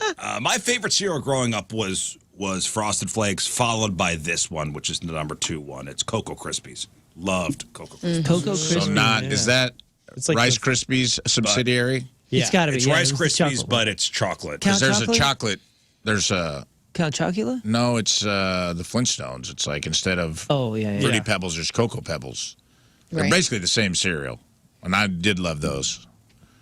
Cinnamon Life was number 4. I don't know if I've had that. It's pretty good. Honeycomb, number 5. That's a good one. Honeycomb, me Corn want honeycomb. Pops. That's another little crackhead dude, the little honeycomb guy, the little furry guy that pops out of the vents. And he's like, ah! You're just one of your children on crack. I'm starting to sense a theme here. Wheaties was 7, and Did you say Tricks? did not make the top 10. But Honey Bunches of Oats got a honorable mention. Fruit Loops didn't get on there, huh? Fruit Loops number 9. How about Cookie Crisp? We already said that?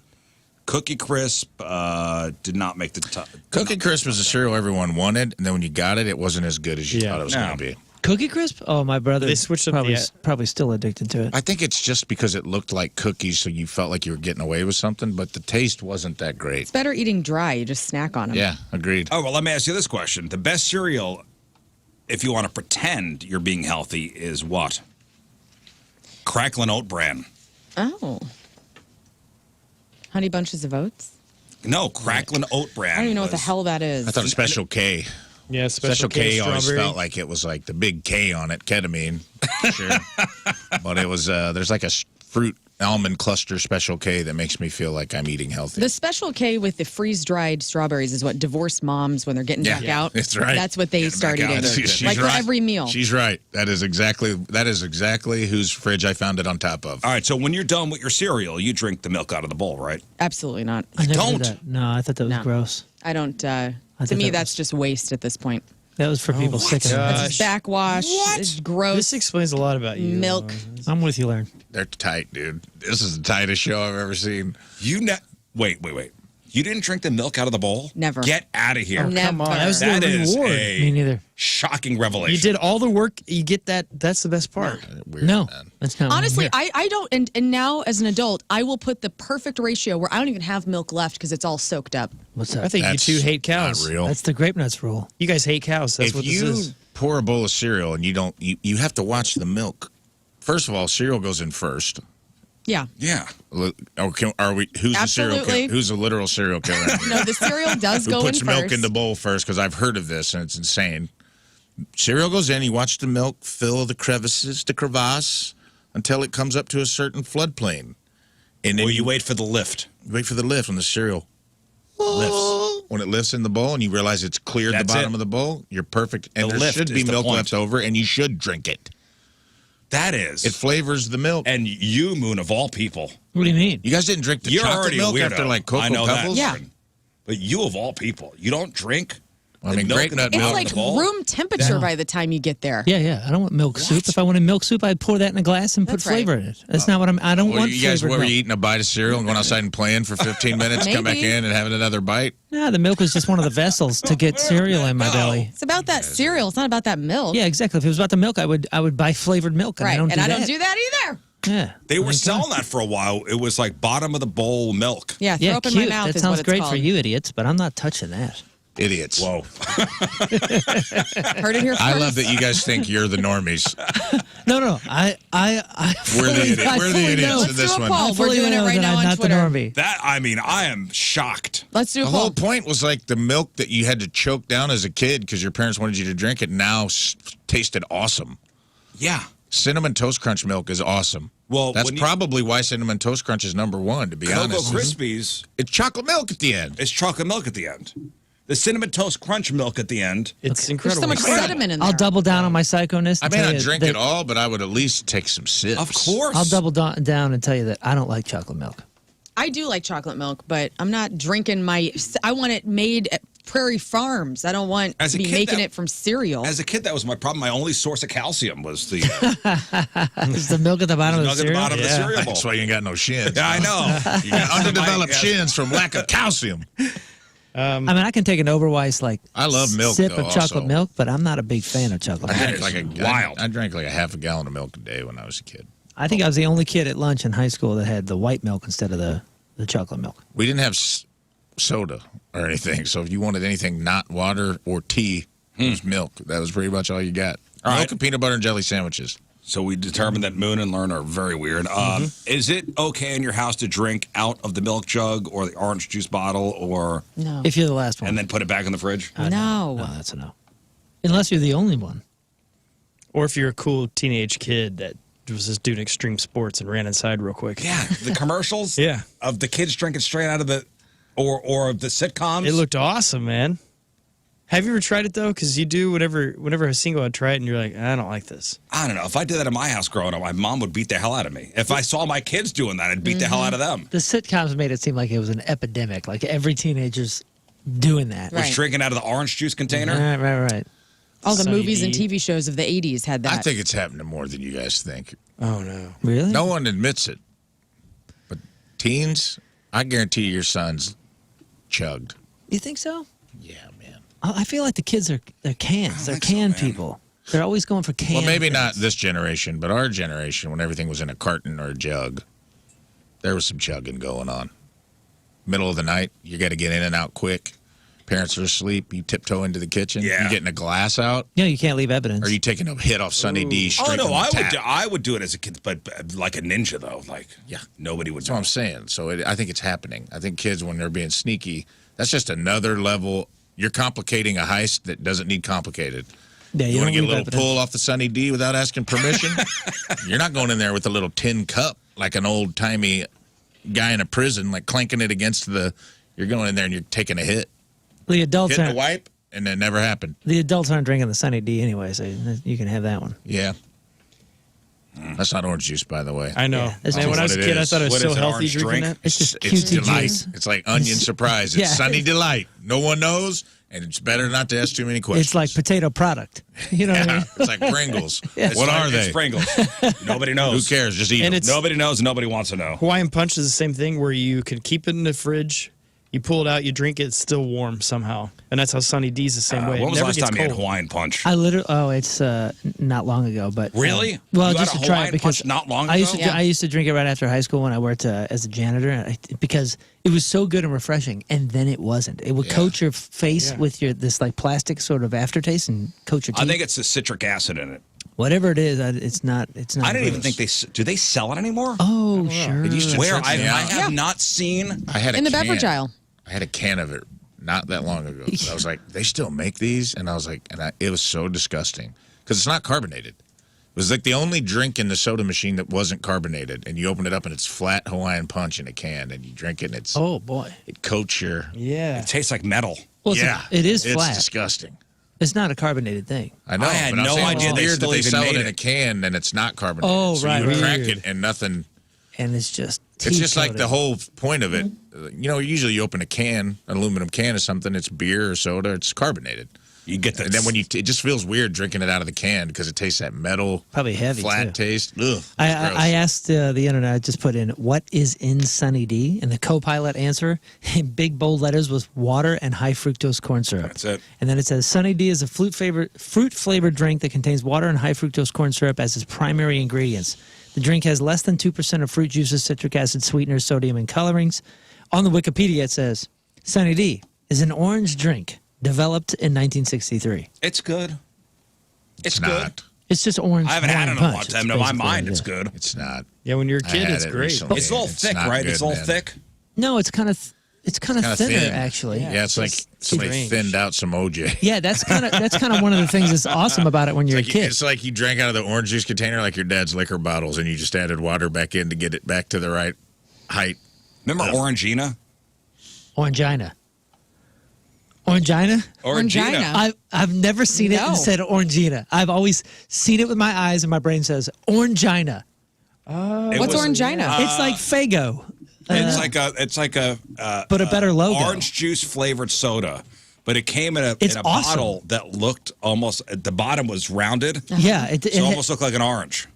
yeah, dude. Orangina is awesome. I used to have Tang. That was the closest to orange juice that it's made like it into the- my house, and it was The gross. ash nuts. Dude, they still have those bottles. Those bottles are awesome. Never seen such a thing. Oh, brother, these things are so good. They're like sparkling Yeah, orange there juice. it is. I probably Sparkling would orange love it. juice.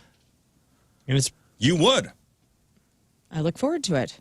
World Market. I bet they have it. I bet you they Citrus do. sparkling juice. I'm just astonished they still make Hawaiian punch. How you gonna see that and say Orangina? Because my mind is not in the gutter all the time. Mine okay? is. Orangina. Orangina. Orangina. Oh, it's All right, lightly this. carbonated. Oh, Lern. What? We found your new drink. This is it. Orangina. Orange China. I can't wait after work. That's so good. All right, today's Team Riz Member of the Day is brought to us by Hot Shot Sports Bar and Grill, the official sports bar of the Riz Show. Check out their brand new stacked menu at hotshotsnet.com. From Lebanon, Illinois, Chris Kraft. Yes, it is. Team Riz Member of the Day. Chris Kraft is a brand of boat, isn't it? Chris says he loves listening to the show, loves the addition of Lern and Rafe. Favorite part is King Scott's one-liners that get no reaction. Chris loves his wife, and this, by the way, here are the things Chris loves in no particular order. Okay. Loves his wife and son, blues hockey, and smoking briskets.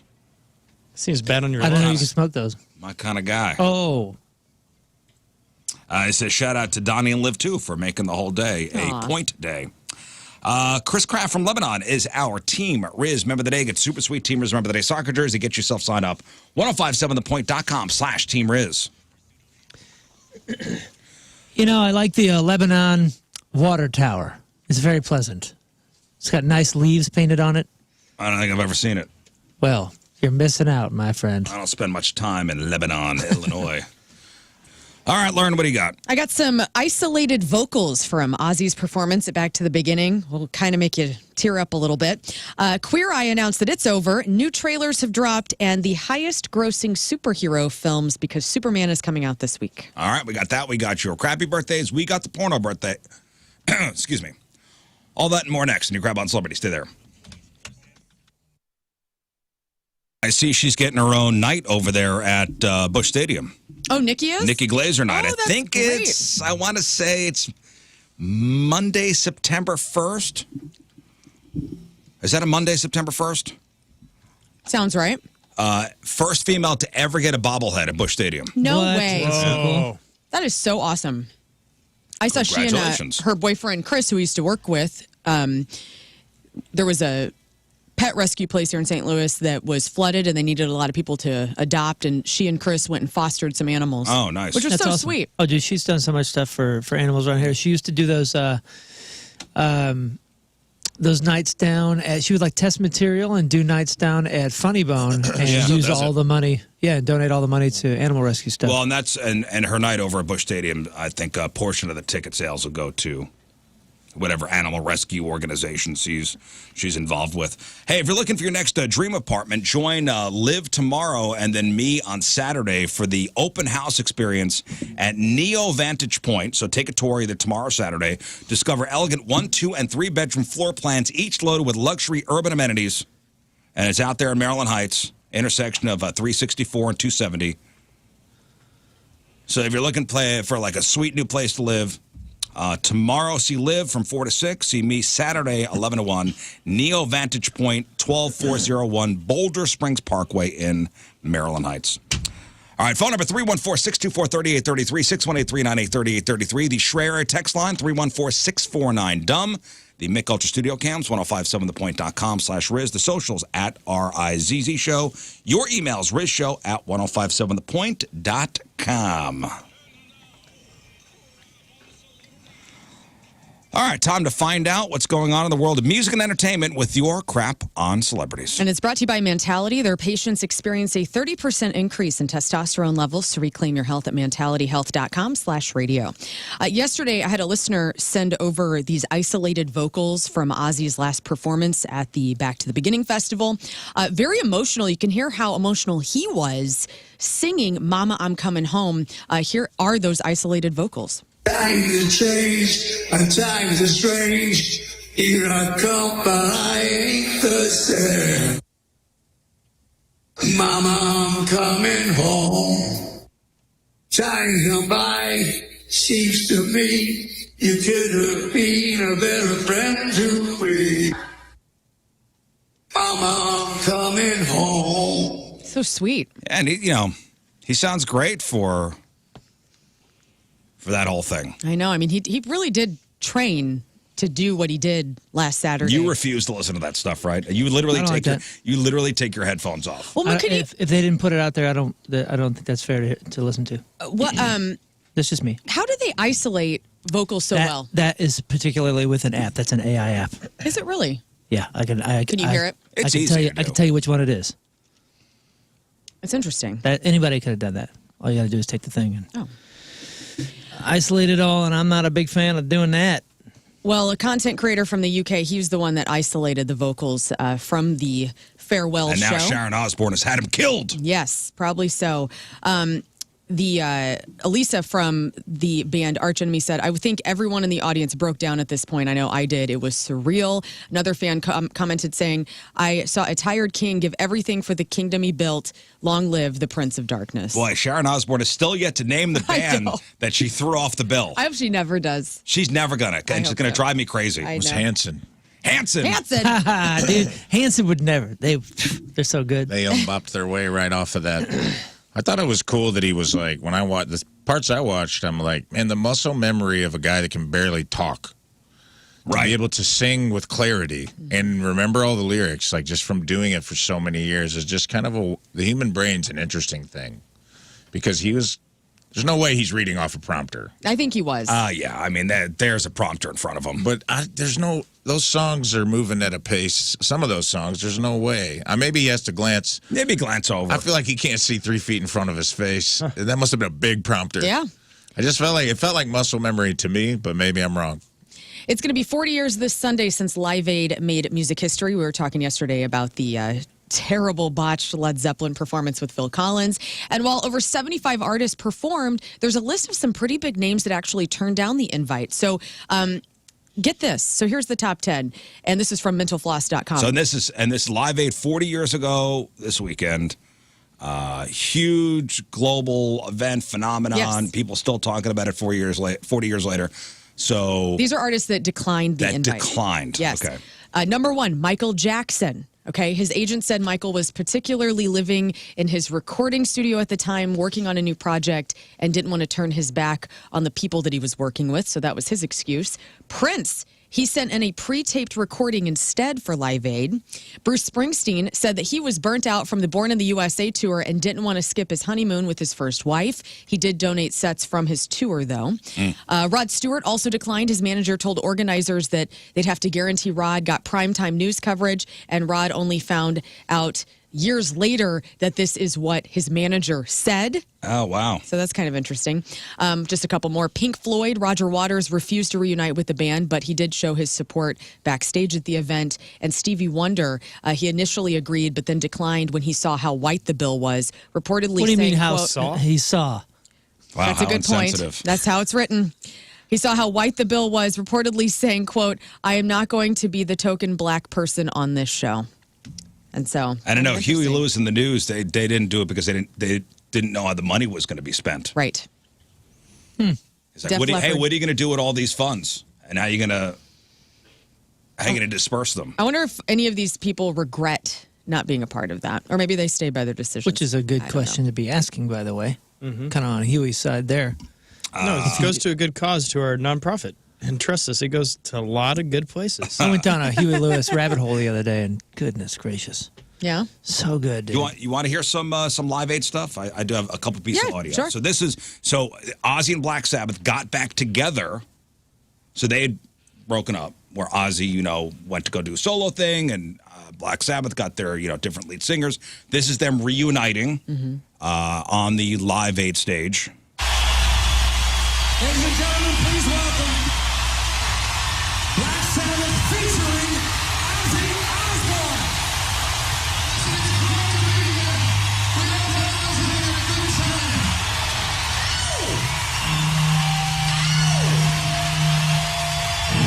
This was a big deal in the world of rock music.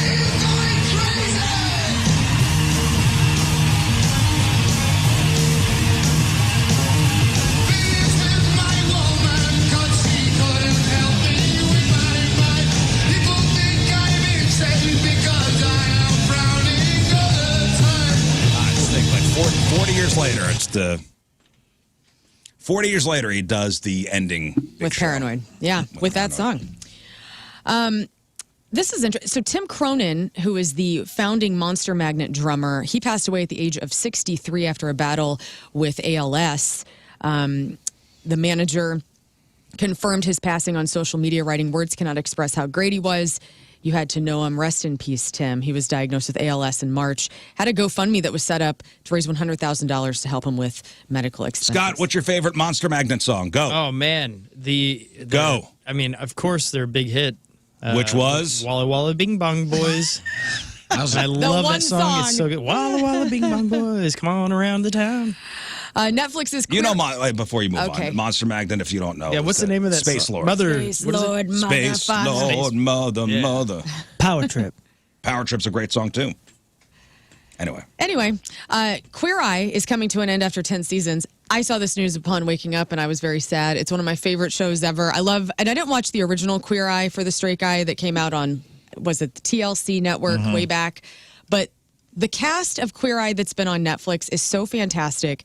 And I can't wait to see what these guys do next. But this reality show, the final season will take place in Washington, D.C. I was hoping that they do a St. Louis season because they always go to a different city each season. And it's just so good. It's like heartwarming stuff. I'm sorry. I'm sorry you had to find out this morning. I know. I was trying to keep the news from you. I thought you'd be devastated. They won 11 They'll Emmy take Awards. their gayness somewhere else. I Don't hope worry. they do. I will follow all these people everywhere.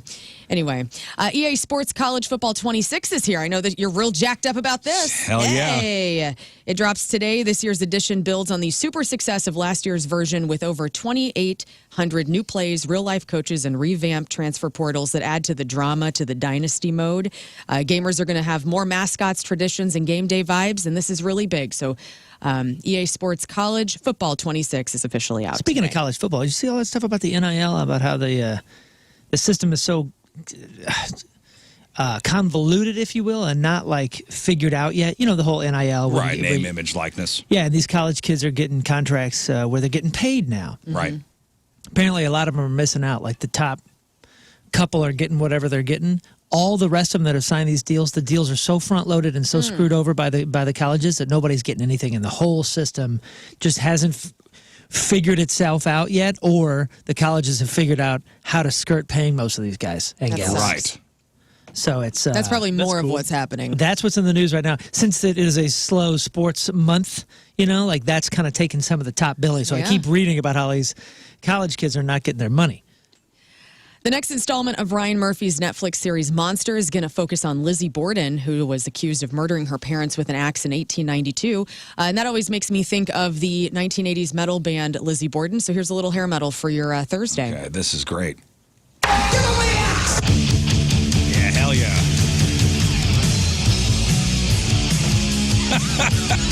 This song is called Give 'Em the Axe. Scott's doing jumping jacks. No, this is put your hands together. This is Walla good walla stuff. bing bong boys. The go. days of long intros. Hell yeah. These people are not Iron Maiden or Black Sabbath fans at all. Yeah, right. This had its time. Oh, yeah. This is good stuff. That's Lizzie Borden. A couple of trailers dropped Wednesday, part 1 of the Netflix series premiere, August 6th. So for season 2, if you're into that. Also, season 4 of The Morning Show will premiere on September 7th on Apple TV with new episodes debuting Anybody weekly. still watching that? We watched the first season. Morning Show? we watched I the bailed second out. season. I liked bailed it. out. It got a little weird. I mean, it was what it was. It was a little heavy just to be heavy. But, yeah, I guess it was all right. When Steve Carell got away from the show, I was like, oh, man, because I liked him in that role. It was so different than what Well, we've he known was him supposed as. to be like a Matt Lauer Yeah, he was a type. Matt Right. Lauer thing. Like he was Me Too'd and Yeah. He played it well, though. yeah, the first season was good, and then I was like, It was, yeah. Kind of goes by the I wayside. like that guy. What's his name from? The assistant, Jennifer Aniston's assistant in the show. No, the dude. Oh, Billy Crudup. Billy Crudup. Yeah, that Yeah, he's guy excellent. is so good. That He is guy's so good. And the ladies are The exceptional in it, too. Duplass. I love everything the Duplass brothers touch is good, too. I think Mark's in that one. I just found Jennifer Aniston like very annoying in that show. Yeah, Oh, kind really? of. Dude, I kind of agree with you. And I don't know if this is a thing that I have or not. I'm trying to figure out why I'm so kind of not interested in season 3. Maybe I have a meter for Reese Witherspoon.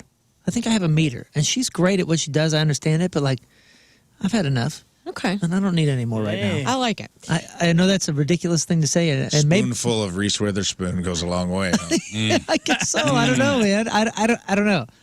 I don't know. There's a new Night at the Museum movie in the works. I don't know if Ben Stiller will be a part of it. Obviously, Robin Williams will not be a part of it Why? because he's dead, you guys. It's very upsetting. However, Tripper Clancy, who did Die Hard, Stupor, they're going to take the plot and reimagine it. So, yay. Okay. Possible new couple alert. And honestly, I saw this and I go, why haven't they dated yet? Angelina Jolie and Johnny Depp. What do you think? Yes. Who will ruin whose life? Right. This is entertaining.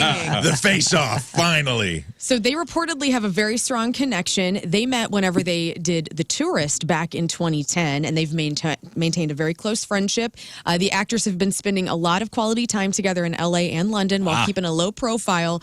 But honestly, they're both so They strange. must be having sex. I can see them being close friends, but is he sober? Because I thought she had like a big thing She had a against winery. alcohol. Oh, I mean, she has a winery in France. That's what she and Brad Pitt were like fighting Fighting over. Oh, that's right. Well, that don't mean much. That's money. No. Well, I don't know, but I'm kind of into it, so we'll see how that goes. Rich people money news. So J.J. Watt and his wife, they are helping the victims of the Texas flood disaster. They donated $100,000 down there, so that's really cool. And then Peter Jackson uses his money in a different way. His latest thing is involving reviving an extinct species. At least it's not a dinosaur. So there's a company called Colossal Biosciences that's genetically engineering birds that are similar to the South Island giant moa. And the moa is the largest species of bird to ever exist. And so Peter Jackson and Fran, they have donated $15 million to that effort. I'm not going to tell this guy to spend his money, but seems like more of a colossal waste of money. Okay. Yeah. Those moas are freaking pterodactyls, dude. Right. Why do we need to play God? These are Get hot, those things these are back. actually hot birds, momoas, Mm-hmm. and so let's not pump the brakes. So maybe we could use some of those. It's basically a dinosaur ostrich. Yeah. You seen So- a picture of this? No, I- So he's putting $15 million to get these things going again? Yeah, we're going to get these things up and running again. Why? Phase one. Because Maybe it's they not taste- tragic enough, this life. So Maybe they taste better than chicken. Yeah, and this those thing is going eggs, to eat think how us, okay? great that would be to have in your fridge. It does. We already got chicken It looks eggs. like an ostrich and a cassowary. How big do these things get? Does it say? 80 feet. Damn. Giant is in their name. Lord so I'm have assuming mercy. It's pretty big. Look, well, there's the skeleton of one. Huge. Yeah, Look at that's that. absurd. Look at the leg bone. They're big. Yeah. We don't need Well, those it's running connected to around. The end is near. So, Hang on, let's see how big they get. Go on, and All right. I'll find the details. They disappeared 600 years ago.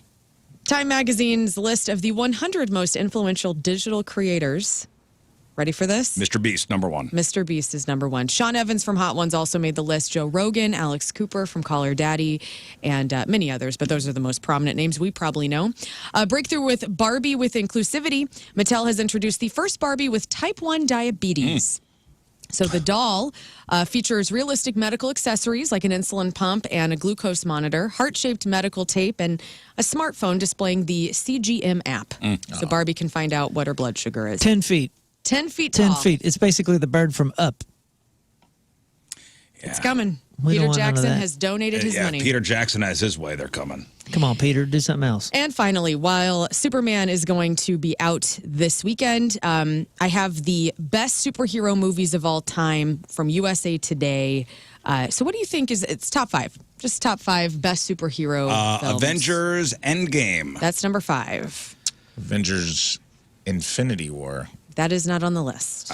Superman 1 with Gene Hackman and Christopher Reeve. Superman 2. That is number 1. Superman the movie with Christopher Reeve. So the first one is the best one, huh? the best one. My Mine favorite is the second Batman. one. 2 you is say? cool. That's Cave and That's Pryor. Or Pryor's 4. No, Pryor's 3. Well, are you sure? I thought Neil Sun Before God was Zod. 3. Neil Before Zod is 1, yeah? No, that's 2. Really? I thought Four is Quest for Peace. Is the No, Sun number God. 1 is the one with the bad guys in the mirrors, right? No, that's 2. Oh, it is? Oh, that's my favorite. Yeah. I'm so not into this. James Gunn is on the latest episode of Armchair Expert, and he talks about how Superman is the first ever comic book. I had no idea that was the first ever superhero to ever be created. And look is. at how crazy it's been. And it was 2 guys, like 2 roommates, who created Superman. One guy screwed the other guy with a lot of money. I think. really? He sold sold his rights to Superman early on, and it went on to be a multi-billion-dollar business. Well, it's like there's 3 guys that started Apple. There's Wozniak, there's Jobs, and the other guy that I cashed out. I think he got 10 grand. Sucks. Crushed it. Yikes!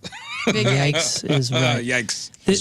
The music, too. The original John Williams 70s intro music. Yeah.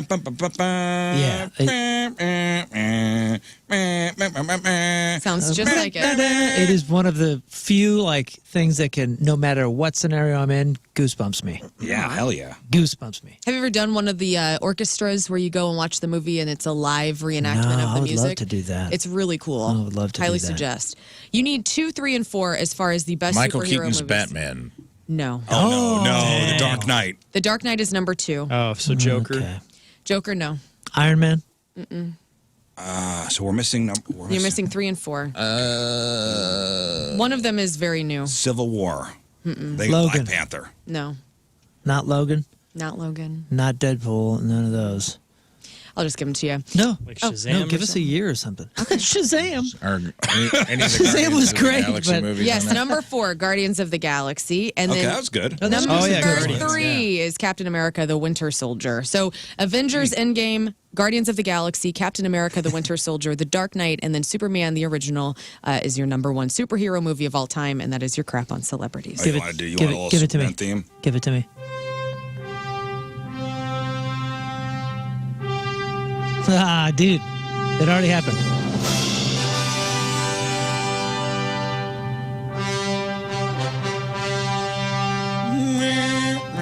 Are they using this theme in Oh, I bet they do. the new one? In some way, I'm sure.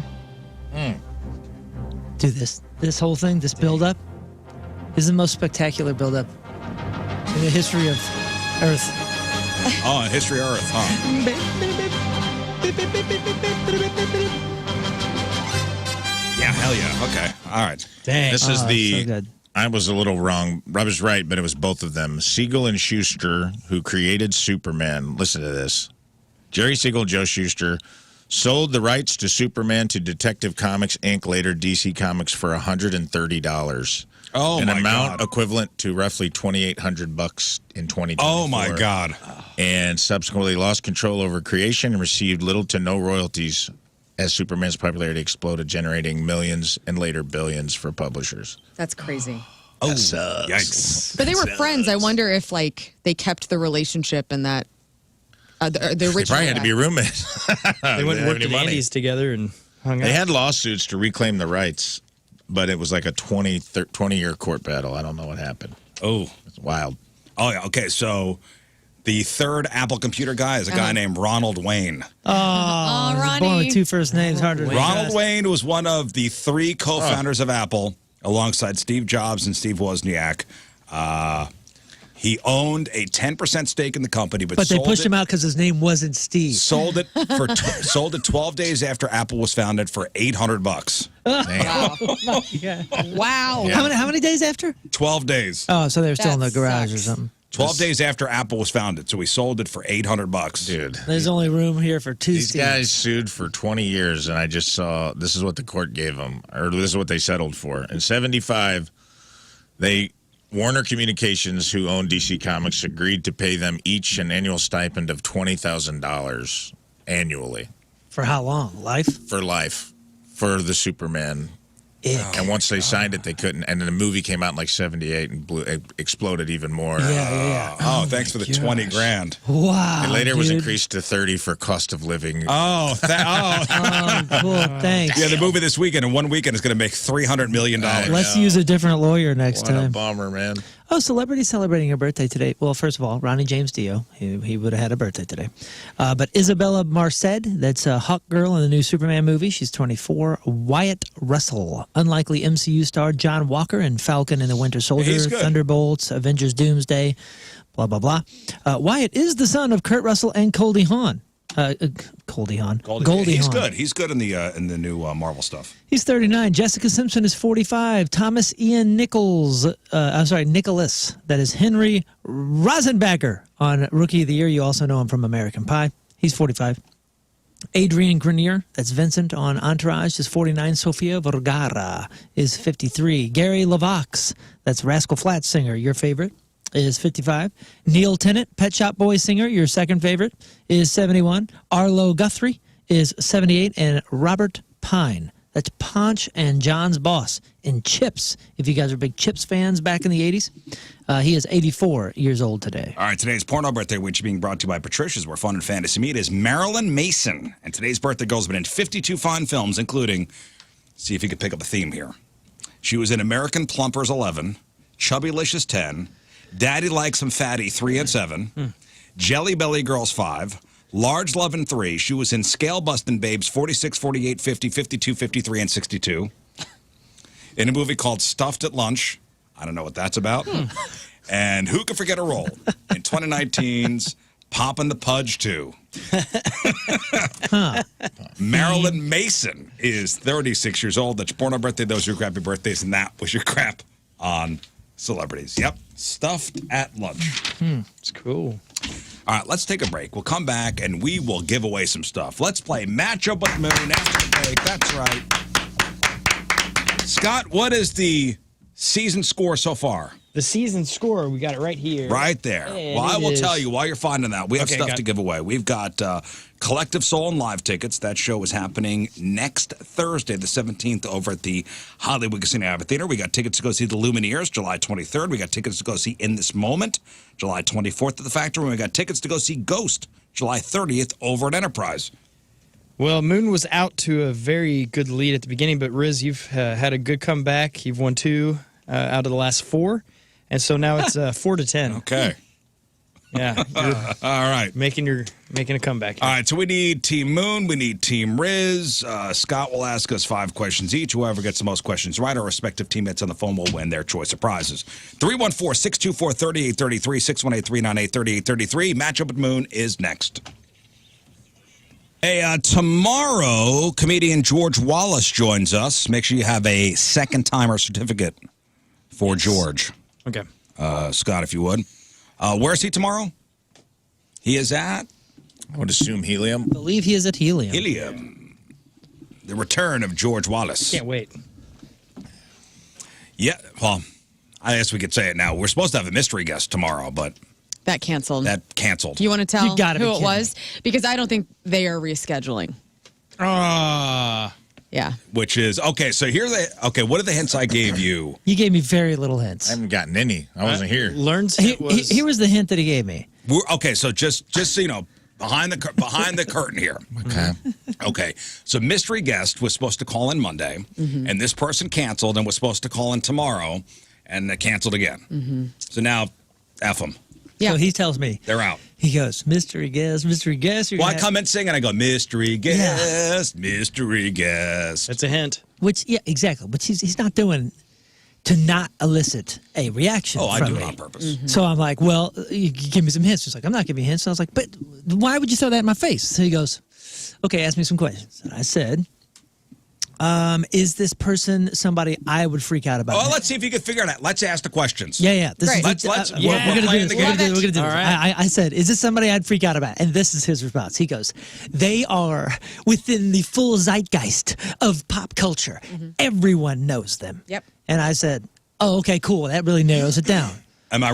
No, was you're I wrong? 100% right. And then I this is said- a movie star, TV star. Well, see, now he All right, hadn't, let's I hadn't let even them- gotten there. Let's let them ask the question. He wouldn't All let right, me. go. He wouldn't let me ask those Okay. kind of questions. So then I said, "Is there a St. Louis connection?" And he goes, Yes.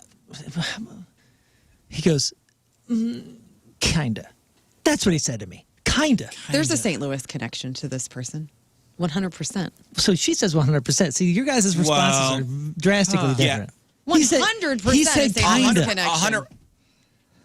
Not Because this person was also Okay, synonymous okay. with that person. right.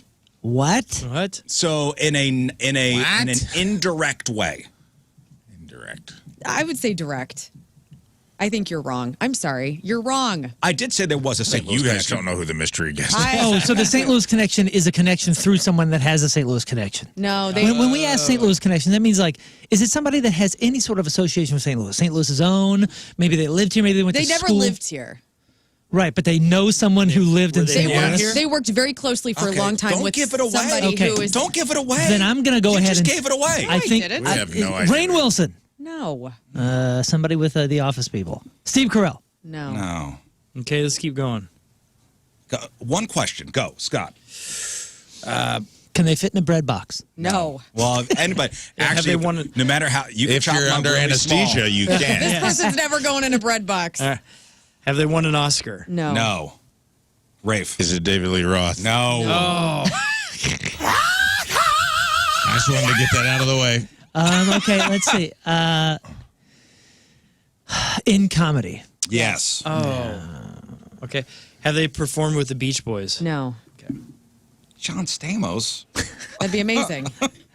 That would be the best one. I think he would freak out on that No. one. Rafe. This is John Krasinski. No. No. Don't ask questions. I am. Ask That's questions. a question. Ask questions about. Are they Caucasian? Yes. Yes.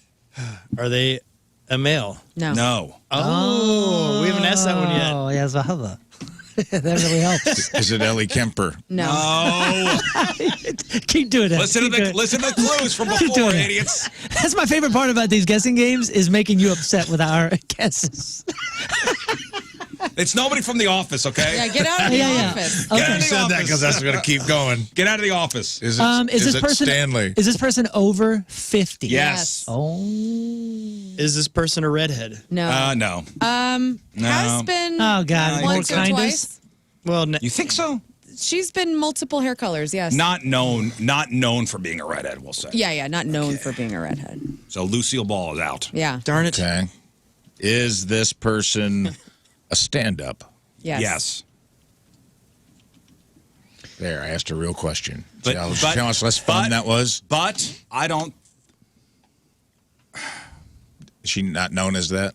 No, she is. She is? That's not where you think first. But not where you though. think first. You said TV, movies, not where you think first, also known as comedian, over 50, maybe some red hair, so probably blonde. Show me Ellen DeGeneres. No. When has Ellen ever been anything but blonde? I haven't tracked the whole career. No, so. but you're in the ballpark. Oh, yeah, baby. Really? Is this person on The View? No. Good question. Dude, I was thinking of the same person. You thought it was Joy Behar. I was like, well, I was thinking the same. I almost said, is it Joy Behar? That was my next question, just to make him mad. I told Moon this person is was in the cultural zeitgeist when you were a kid too. Yeah. You didn't say that. I'm saying it now. You've known You said her now. your whole life. You said Known now this they person are. your It. whole life, pretty much. Roseanne Barr. It is. Oh my! It was gonna be gosh. That would have been Roseanne. gonna be Roseanne Barr. I know. Dude, I would have lost she can still be a mystery guest My- anytime. mind. Yeah. Yeah, well, she canceled. So Roseanne, we chill love out. you. Call us. Great job, Can we Roseanne. Can we get Lori Metcalf I would love to have I'd love to have her on. on a lark? Man, I think I'd rather talk to Jane Lynch. Yeah, but you see, That was my next guess. but you see the roundabout St. Louis John Goodman. Yeah. Yep. Lori Metcalf, too. Dan was her That whole show. husband Brother. forever. That the is it. toughest- She worked with someone who grew up in St. Louis. My That description is was your- better than hers. I'm sorry. I said, is there a St. Louis connection? You know what that question said is. I will I said always it connect around. her to I said it John a Goodman. roundabout That's not what you way. said. Yes, I did. No, Why'd you you say didn't. Round and Yesterday, Roseanne when together? we were really doing this game for real, you said, kind of. You deceitful bastard. Get out of here. That That's is right. kind of. It is kind Thank of. you. That is kind of. That is- She's that's a connected to perfect- John Goodman forever. I met somebody from Bolivia. I have no Yeah, but connection to Roseanne and Bolivia. Dan Connor. I mean, for God's sakes, Dan Connor. What's One that? of the best What do you TV mean? couples of all What's time. that have to do? You think they chatted about emos? Roseanne and Dan. Also, Lori Metcalf is from the St. Louis region. That whole show That was would've been populated. I didn't know that. I was just talking. That whole show is Dan Connor. populated with St. Louis area. But in this actors. context, you're throwing somebody when you say Just funny that it was the first Yeah, I white wanted- trash family on television, and they picked all St. Louis I actors wanted, to well, be yes, in it. I wanted to throw you a bit, but I said kind of a St. Louis connection. That is, I was 100. She was all in on just 100% St. Louis. I do think 100%. Oh, you guys are crazy. Okay. You're throwing. That's a throw off. You're crazy. No, what are you? You're throwing the scent. John Goodman You're throwing the scent. is almost as important as Roseanne in that show. I would argue more important since he's still on the show and That's- she's not. And that show's over, okay? The Connors. It's over. Why'd she cancel? What's her deal? Who knows? And Avocado emergency? I don't know, And man. what are we She's probably promote- in some trouble again. she's probably in trouble. What Who are we knows? helping her promote anyway? She's got a She has special out. Yeah, she's got a special out where she talks about all the hateful stuff she's ever said. All right. So, yeah. But she would have been very interesting to talk to. And I was would have, awesome. You know what? It would have been a legendary interview. And She's an looking forward to it. interesting pop culture figure to me, and I may have said this before, but we're very much a "what have you done for me lately" country, because she is like controversial in some of her stuff, but I'm like, she also did some really groundbreaking. Like, she prominently featured gay characters on that show before it was cool. Before Ellen did it, Roseanne had made, like, her sister was gay in the show for a while. She had Sandra Bernhardt and, like, who's the other dude that Lonnie. Martin Mull. Leon. Martin Mull. And I think it was one of the first sitcoms where a woman kissed another woman. Yeah. And, like, she did a lot of really progressive things and then turned into, like, this anti-progressive figurehead. It's just an interesting, she's had an interesting trajectory. I'm such a fan, and as like a kid growing up watching that I show. loved Roseanne back in yeah, there. you know, to talk to her would have been awesome. And She Devil, too. One of the She-Devil with greatest Ed Begley movies Jr. ever. She's just an interesting person to me. Like, that would That's have what been really cool to That's talk what I to thought her. it would have been interesting. But Well, thanks for playing the game, guys. That's fun. All right, Matchup with Moon is sponsored by Car Star, your auto body repair expert. Hail damage, see them at carstar.com. Thanks for singing that. Oh, Oh, Lori man, I'm Metcalf's so- dad worked at SIUE, huh? There we go. Who? Lori Metcalf's dad. Metcalf Theater at SIUE is named after Lori Metcalf. Well, Yeah, but we're not playing 7 Degrees of Kevin Bacon here. I mean, it's getting closer. all right, we've got Collective Soul Live tickets. We got Lumineers tickets. We got In This Moment tickets. And we got tickets to go see Ghost. And we're playing Matchup with Moon. Moon's kicking my ass so far this year. It's 10-4. Big buddy. Let's get our teammates. Dominic, hello. Good morning. All right, Dominic, Team Moon or Team Riz?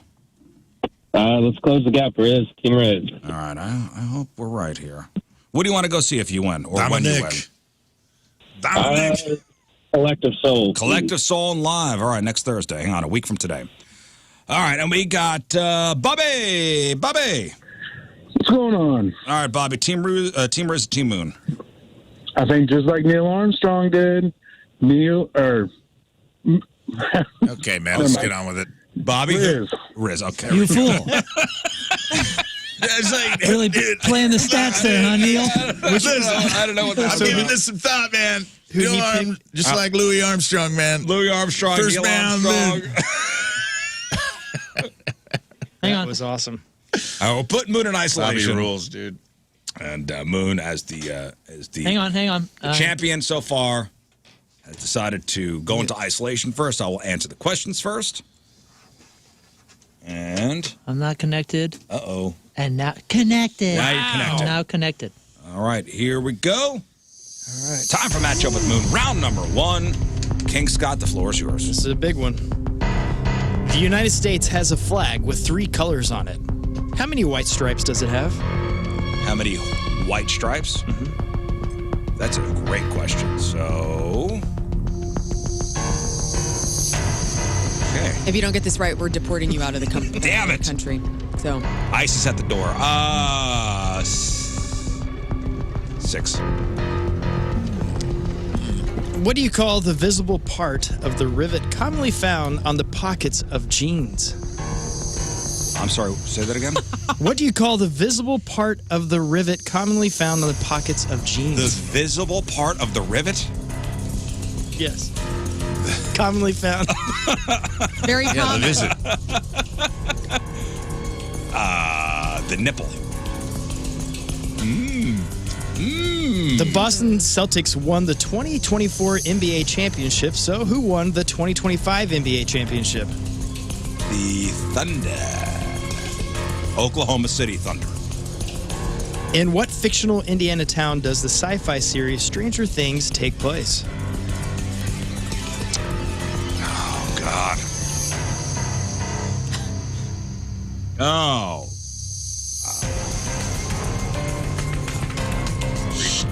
Strangeville. Oh, gosh. Damn it. I'm sorry, fellas. In what TV series did actor Tom Hanks co-star with Peter Scolari in the early 80s? Oh, Bosom Buddies. And for the tiebreaker. There you go. You got Got one. it. For the tiebreaker. For the tiebreaker, we all know the current British flag was adopted in 1801. So what year was the current U.S. flag officially adopted?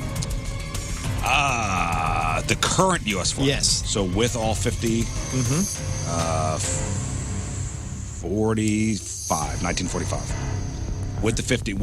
Yes. The current. Yeah, the current. The one I'm we going to see. say 45. Okay. Okay. Perfect. Okay. Listen, when it comes to Scolari trivia, You're going to kick yourself I hate when you say that. for one of these. I know. All right, let's go. I'm going to kick myself for a lot of these. Ready?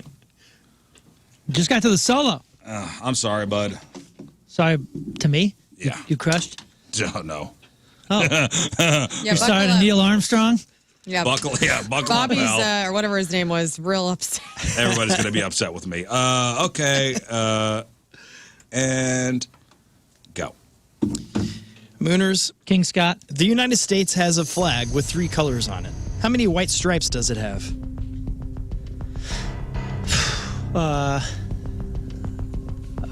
6. What do you call the visible part of the rivet commonly found on the pockets of jeans? The visible part of the rivets.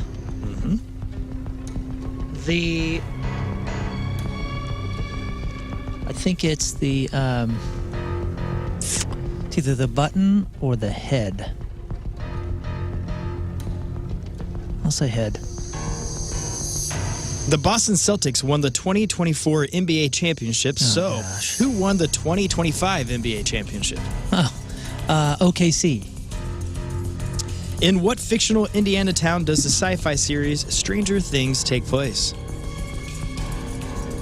My daughter has a sweatshirt. Hawkins. In what TV series did Tom Hanks co-star with Peter Scolari in the early 1980s? Oh, the Scolari brothers. St. Louis. The Scolari brothers tried them for murder, gave them the chair. That's a Ghostbusters quote. That is called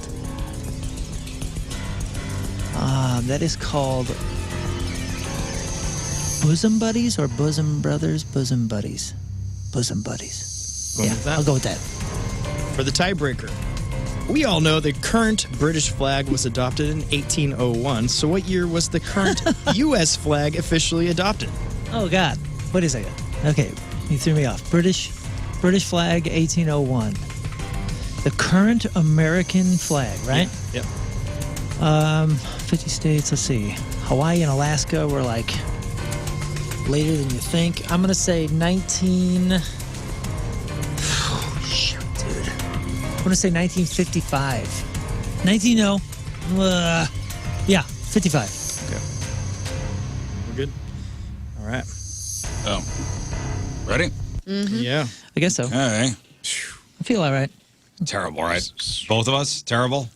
Well, first of all, the first one's a trick question because he counted Jack White as an American white stripes. Wow. Let's get the answers. I am playing for Dominic and Bobby. My apologies. I feel like I imagined the American flag, and I felt like if white was on top and bottom, it would look stupid. So I'm hoping I'm right. Okay, well, let's get the answers. You both went with the red, white, and blue. You assume red came first, so it would have the extra stripe. Right, but doesn't it So I feel like assumed you were reasoning out. doesn't it feel like the border is red? I'm and it's trying better? to picture And it isn't in it my 13 head. colonies? That's how many Right. red. Yeah, So there's an There's odd 6 and number. 7. There's going to be 6 of one, 7 6 of the and 1 other. and 7 of the I think the other. white bars are in the middle. Well, let's get the answer, Scott. Find Here we out. go. Get the answers. The United States has a flag with 3 colors on it. Oh God, How many white stripes does it have? You both said 6. And you're both both wrong. correct. All right, we can Feels stay in the good. country now. yeah. Oh, USA. Man, okay. Nice work, guys. All right. Was that so nerve wracking? USA, greatest country in the world. Awesome. What do you call the visible part of the rivet commonly found on the pockets of jeans? Riz said nipple, and Oh, Moon no. said head. It's. And the correct answer is the burr. I thought it was the head and the back. Aaron Burr. Yeah. I thought it was a The nipple. 'Cause burr. Sometimes they look like nipples. It was a good guess. Great guess. That was educated. That was an It does look educated like a guess. nip. Dude, It was this- an educated guess. Okay, Look at and that. the only reason I thought I had that or was close is because this guy's always pulling out jean trivia. Remember the last time we were talking he's about got Levi's? well, I remember a couple Christmases ago, I gave him that jean trivia book.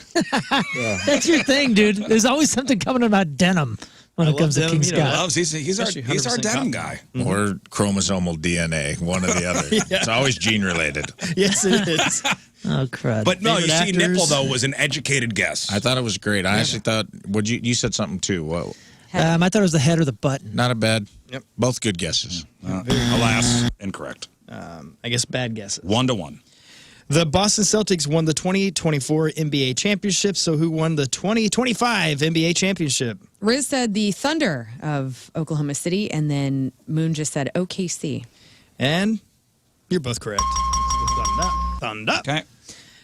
In what fictional Indiana town does the sci-fi series Stranger Things take Damn it. place? I screwed this up. Riz said Strangeville, and No. Moon said Hawkins. Oh, damn it. And the correct answer is Hawkins. Damn it. I knew. I was like, Damn it. Yeah, you you're know gonna it. kick yourself up. It's in there. You know it's in there. As soon as they say it out loud, you're going to kick yourself. Damn it. Yep. Yeah, you So, can see it now, right? You're up by 1, and this is the final question. Oh, yeah. This is wild. So if Moon has the same answer as me or gets it correct, Go on to the it's tiebreaker. over. He wins. Oh, yeah, I'm sorry. We all know the in what TV series did the actor Tom Hanks co-star with Peter Scolari in the early 1980s? You both No. Yeah, said baby. bosom buddies. Yeah. Damn it. So we're both You almost wrong started or right? Bosom We're both Brothers. right. Yeah, he almost said Bosom Brothers. That's what it was. Yeah, I haven't seen that. I always remember that Tom Hanks was on a TV show and Bill Cosby was in that I Spy thing Ah, yeah. way back in the day. Sorry, fellas. Neither of which Yeah, I've seen. sorry, guys. All right. All right. Well, it's a tiebreaker. Yep. Bosom buddies, yes, is the right answer. Hey, and no one gets tickets. You fools. Man.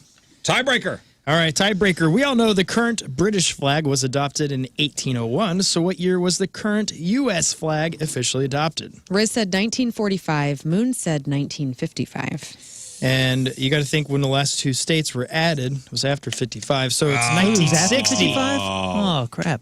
I thought it was around 55. Yeah, 59, I think. It Damn it. Dang. Okay. Well, no tickets given away. was close. All right. One final round here. Should I go grab another one? 'Cause- No, it's fine. Okay. Nathan. Yes. Nathan. Team Riz or Team Moon? Let's go Team Moon. Okay. All right. Hang on. Statistics show Well, that we'll we've see. been Let's see splitting what these happens. the last You're month playing or for two. Nathan. Yeah, Nathan. All right. I I'm hope going into isolation. you fool.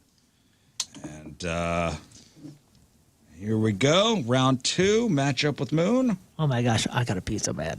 There we go. Maybe that helps me. I think it might. Mooners, King Scott.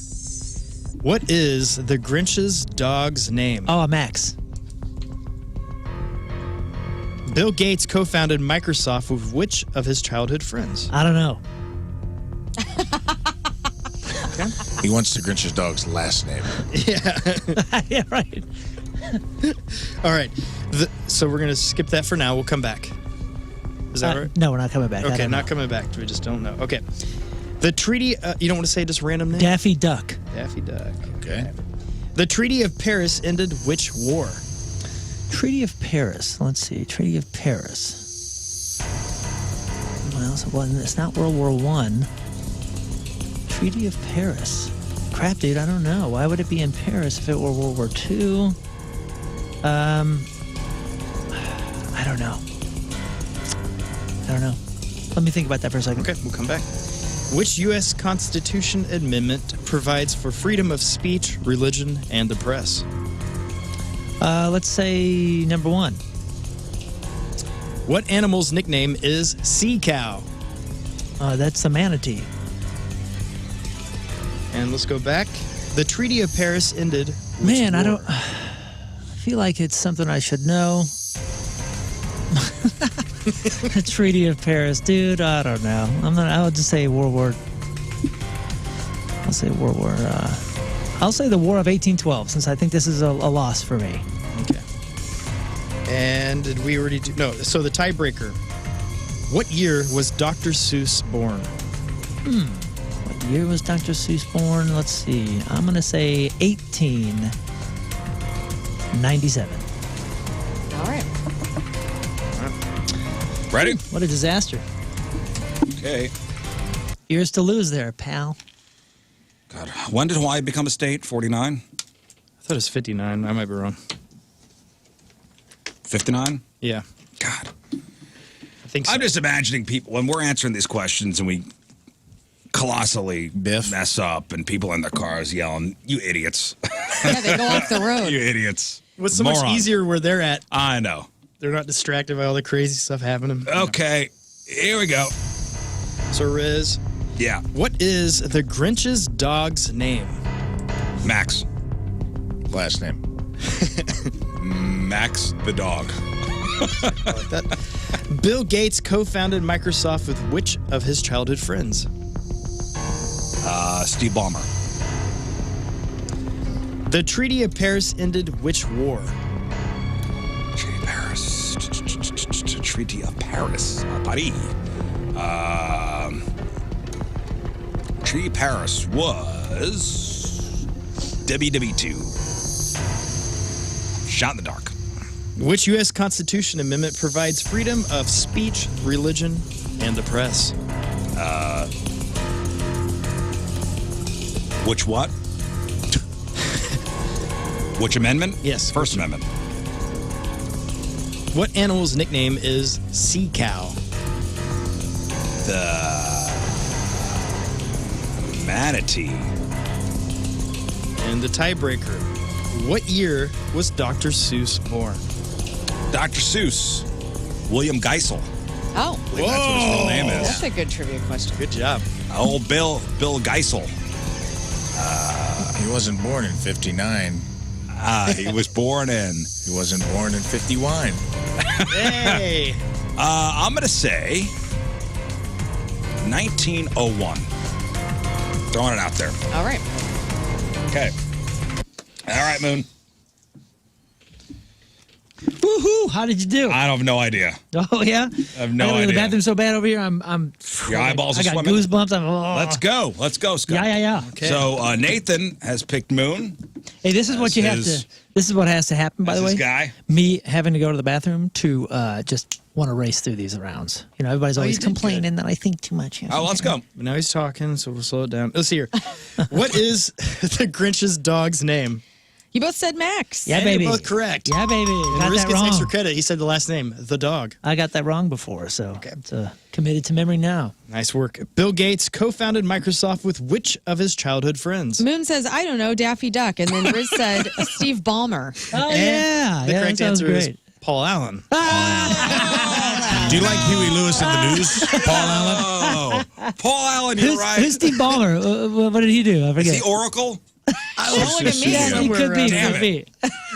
I know the name. It sounded right. You said it so confidently, it made me doubt myself. Paul Allen is the guy. Paul Allen. I was thinking Who about knows that? American Psycho. It's just too, remember it's too his- generic of a name to remember. They debuted something on a stage, and he was one of the cool dancers as well. No, that was Steve Ballmer. Was he the dancer? I always thought it was Paul. He sweat through his yeah, shirt. yeah. Yeah, okay. All right. Whatever, guys. The Treaty of We're Paris tied. ended which war? Moon said the War of 1812. And Riz said World War II. And the correct answer is the Revolutionary War. Oh, no! I thought Independence Day. I don't know. Oh, yeah, that's theme cute. here. Oh, what Okay. am I thinking? Okay. Awful. Hey, at least neither of us said World War One. Hey, we knew Dr. Seuss's dog's name. Pretty cool. The Congrats. important stuff. You guys will be very needed after the apocalypse.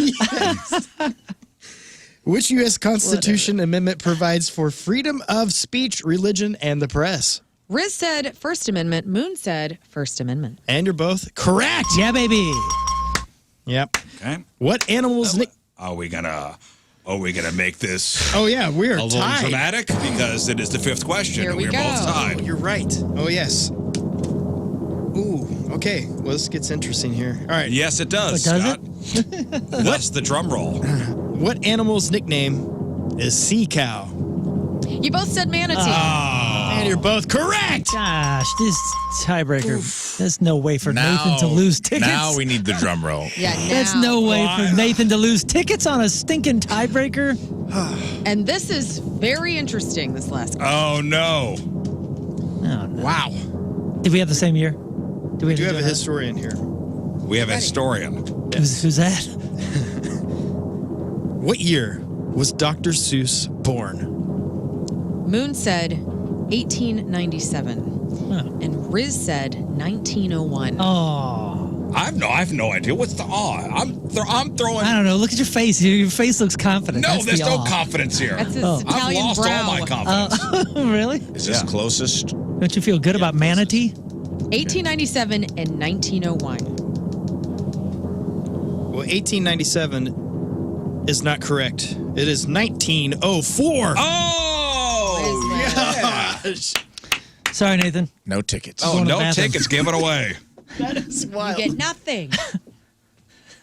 No tickets. You got to be kidding me with these tiebreakers. This crap. Well, that was a good tiebreaker. That was a How good did you job. get Battle these of the questions, dunces. Scott? I need That was a to know, good like, what do you do the night before? Don't tell her how the sausage I is wanna made. know. You know what? In all honesty, I feel good that both of us missed it within 10 years. Normally, my tiebreakers are pretty awful. My guesses.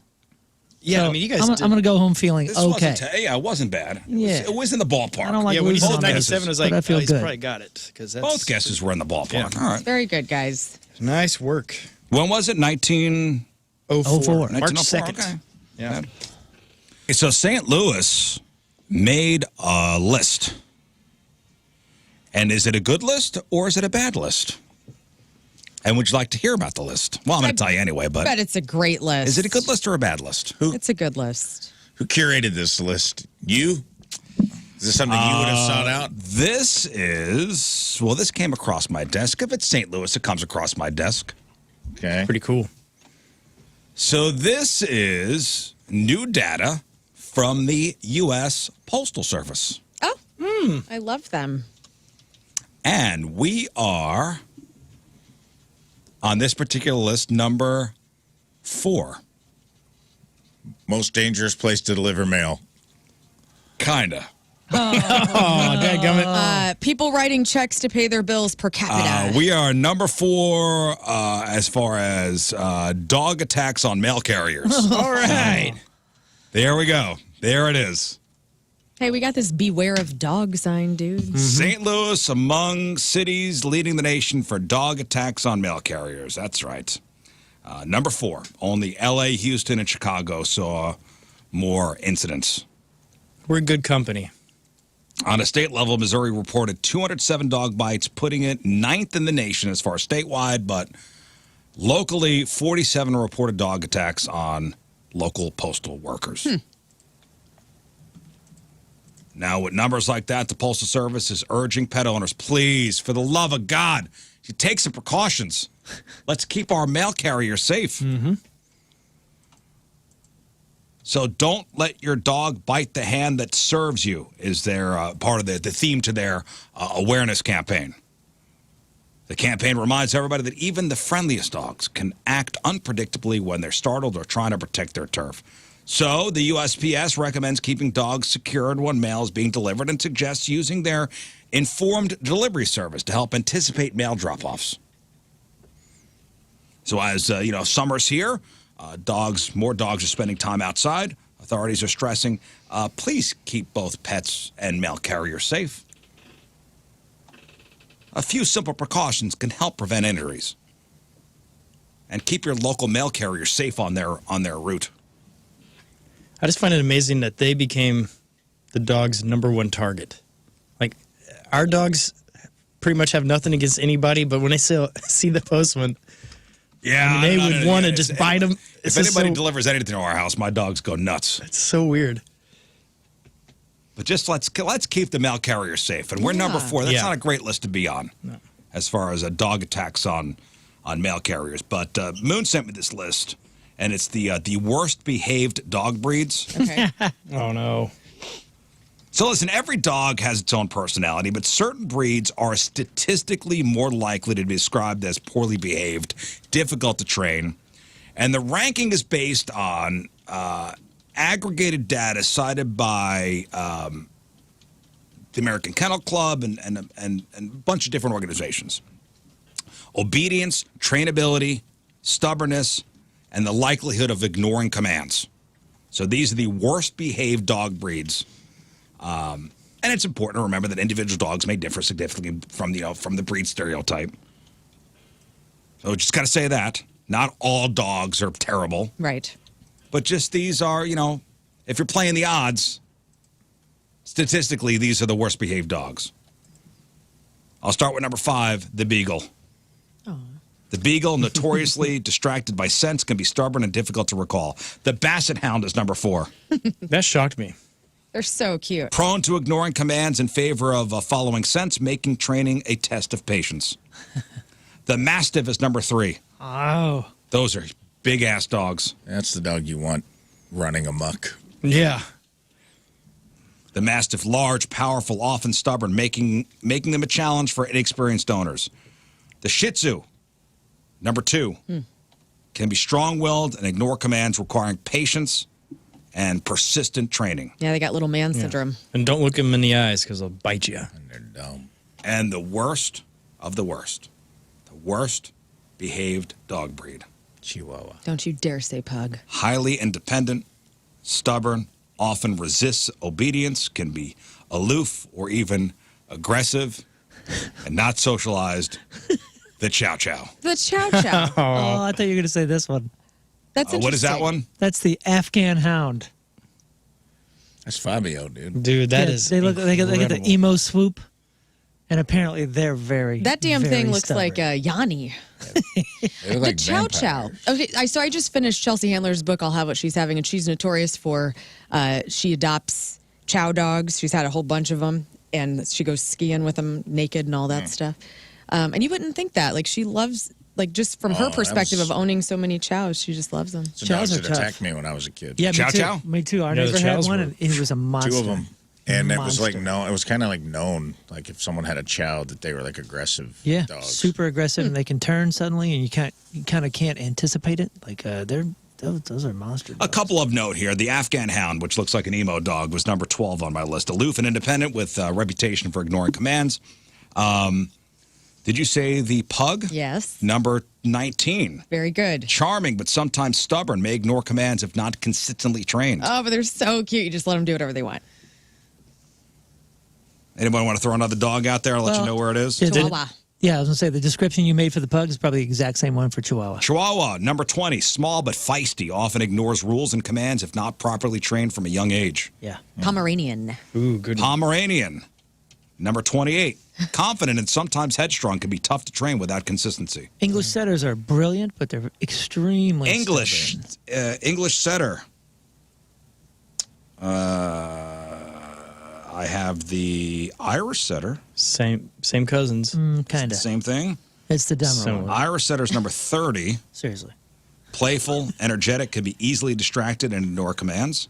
My favorite, the Bichon. Oh, yes. Oh, yeah. Friendly but sometimes stubborn. When you frighten it, pees on the carpet.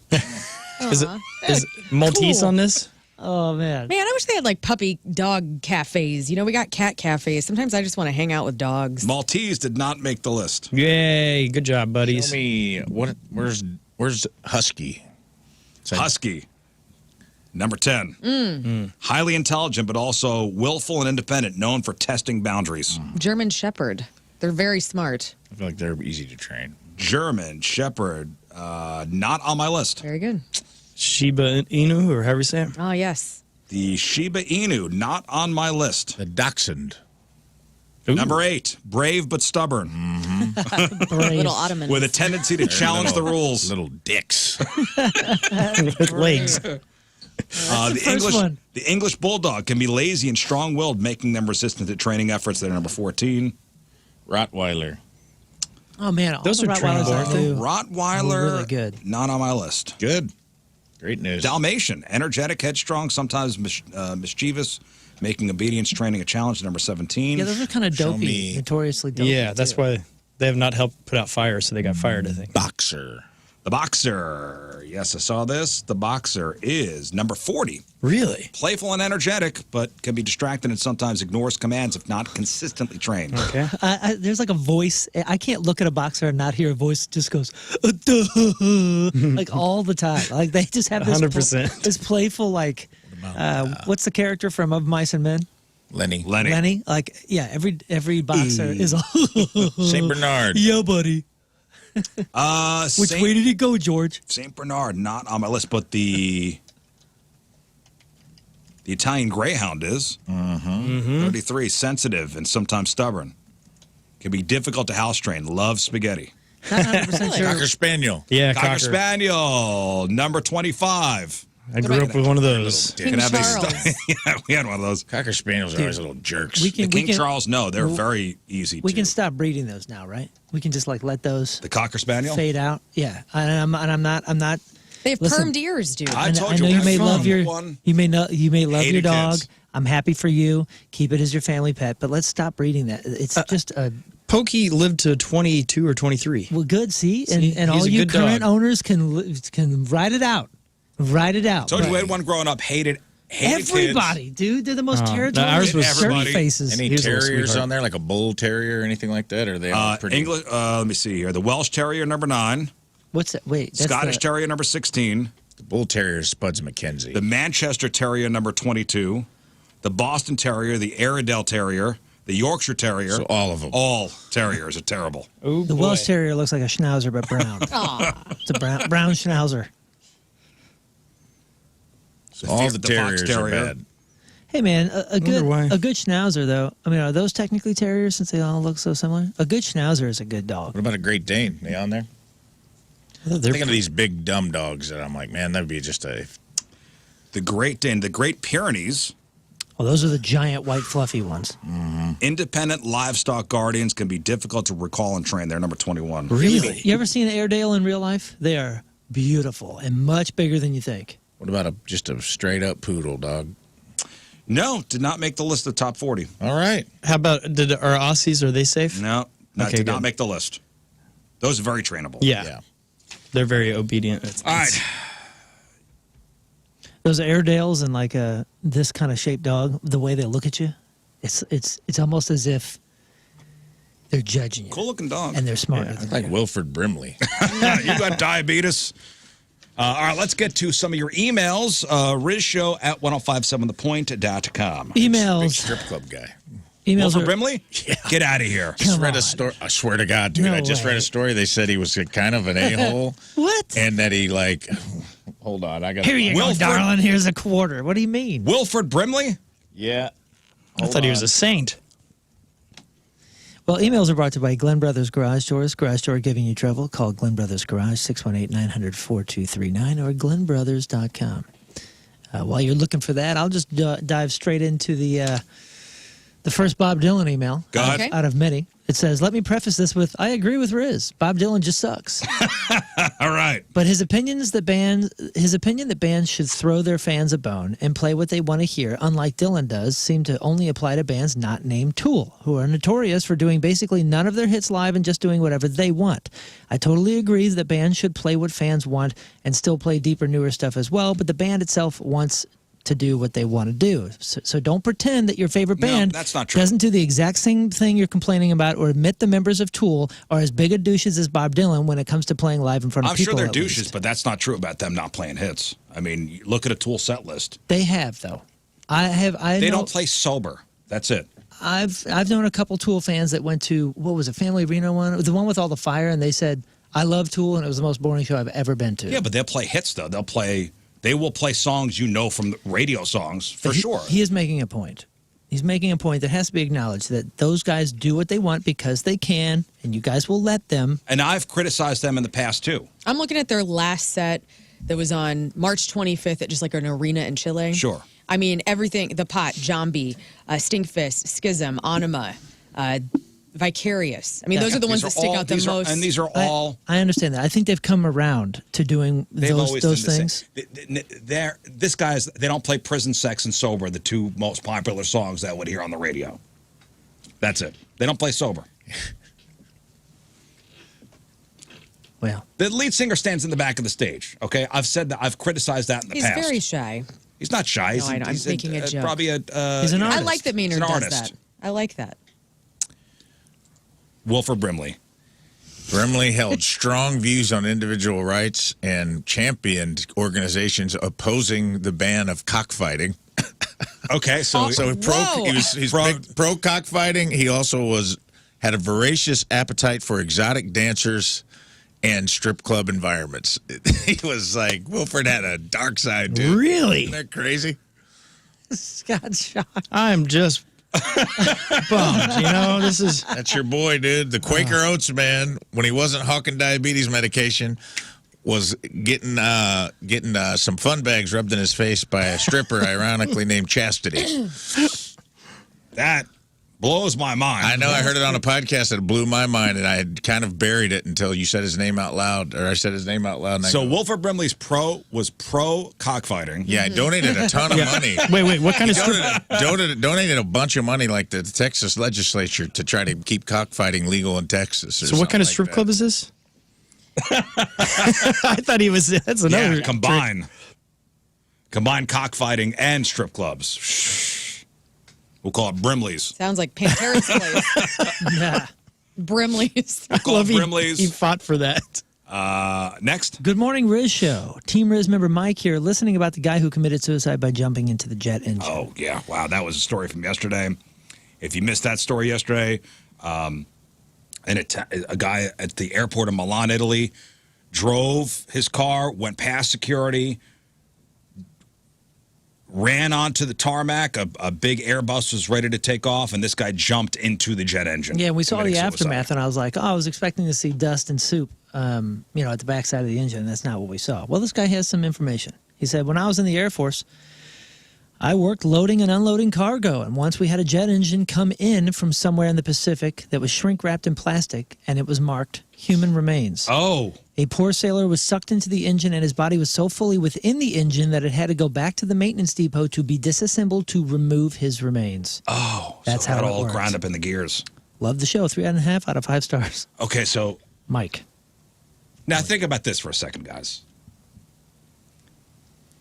They're not going to throw out the engine. They're just going to wash it off and put it back on a plane. Well, yeah. Does that make sense? I mean, I guess so. I guess so. If it's still working condition. Like, so a man was sucked into the engine and is so mangled up in there, and the fans and the gears and all that stuff. Yeah, how else are you supposed to get them out? You got to send it. You got to disassemble, and they can't disassemble. Yeah, but you're still going to use the engine, right? You're going to put the engine. Well, back you got and the clean it parts. off? You clean the parts, and I guess so. you sterilize them like a dentist. You put them in a little dentist clean 'em really microwave. looking good. thing. Blah. What a terrible way to die, and like want to die that way. It's awful. And this man had a history of drug problems. Very sad story. You hope it was instant. You hope it was an instant, Right. like no pain was felt. Because those Airbuses are big ass planes. It's a big ass engine. What is it, 15,000 revolutions a minute? Whew. That thing is cooking. But, next. Learn. What? Very rarely do cyclists in the Tour de France pee while riding. Most of the time, they actually pull off. On an occasion, a group will actually agree to take a nature break if it's early enough in the race. Urinating on a bike only happens at crucial parts of the race, and usually during this time, needing to pee is the last thing on their minds. The urge to vomit due to heart rate being around 190, going all out, is typically what puts the need to void anything on the back burner. Pooping while on the bike almost never happens intentionally. Not saying that it never happens, but never on purpose. Your cycling buddy who follows the rules of the road. Thanks, Matt. Well, I'm so glad that an expert chimed in. But still, it does happen, and that's enough for me to be appalled. So, back to you. That's enough for me to watch Great. on the off It's a chance. Japanese game show, Poop Bike. You give everybody X-lax, Watch and they it on got Peacock. who can stay on the bike the longest without Man. pooping. Well, you've seen the races, right? Like the Ironman things and all that, where like they're approaching the finish line, and it looks like their legs are made of broken toothpicks, and then they start pooping themselves, and it's coming down their legs. And I'm telling you. like those are some of the worst videos to watch, because you're watching someone basically die on their feet. Well, lose all control. Have you ever watched bodily that? function. No. Oh, I don't there's a seek famous this one. stuff out. They'll There's a wrap a famous towel one. around you for that. Like there's people they'll wrap because they lose control all bodily function. Right. They'll wrap a towel after you cross, After but you they're not cross. allowed to touch you before. Yeah, after you cross. There's they'll a wrap famous towel. one of a famous woman? gal. Yeah, a woman in red. You talking about the woman in red? And, I don't mean, know, we're just talking. Red pooping Just going, don't even know. Making out of your rear. Brown smells like pee, just for me. Both your cheeks. Okay. Let's see. Oh, yeah. Is pooping for Yeah, we don't me. need this You right don't have now. to. Watch the Tour de France. It's on Peacock. Peacock. Peacock. Turd de France. Next. Okay, let's go to this one. Moon talked about going back in time and teaching people about germs and stuff. There was actually a doctor who had this thought. His name was Ignaz Semmelweis. Back in the day, doctors were training on cadavers, and then they would go upstairs and deliver babies. He noticed that the trainees who immediately went from cadavers to deliveries, their babies died a lot more than those who didn't. So he started mandating hand washing and pretty much fixed the problem. People thought he was crazy, and he eventually went insane. Super interesting story. Look him up. Thanks, Mike. Oh, okay. Well, The hand washing things that, I mean, you're a magic worker. But he even said people thought he was insane, and he did go insane. well, Yeah. this was part of the question. If we sent you back in time 500 years, What would you do and you have to prove to everybody that you're from the future, Right. how would you do it without getting killed? without being killed? Because everybody would think you're a psycho, first of all. Witch, wizard. Witch, wizard, heretic. Mentally ill. We would all be killed immediately, I think. For sure. Well, you guys would probably withstand some time, but I would definitely be dead. I would immediately go into hiding. I have a lot of jokes from other comedians. I could be very famous. You guys aren't could ready too, for Mitch man. Hedberg, huh? Yeah, you could too. You could be like, you ever heard this song? It's called One. Now that the Revolutionary War is through with me. You got to change the word. You got to play, and you'll have to learn to play it on like one of those Metallica's old-timey one? guitars. All right. Well, thank you for your emails.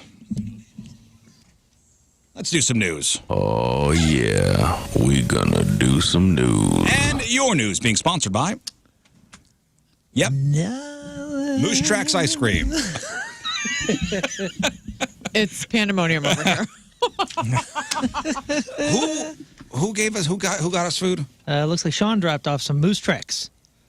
All that Sean, talk we love about you, buddy. You got to You stop. got to stop sending us food. Like, for real, this is the last one. I'm Please. trying to fit into a lose weight? salmon-colored suit for my buddy's wedding next I week. thought it was tan. Well, they changed the colors. Filming a It's TV tan show and next week. I have to lose Back to 25 salmon. pounds. You need to get a little bit more tan for the tan suit. Like, you're going to look yeah.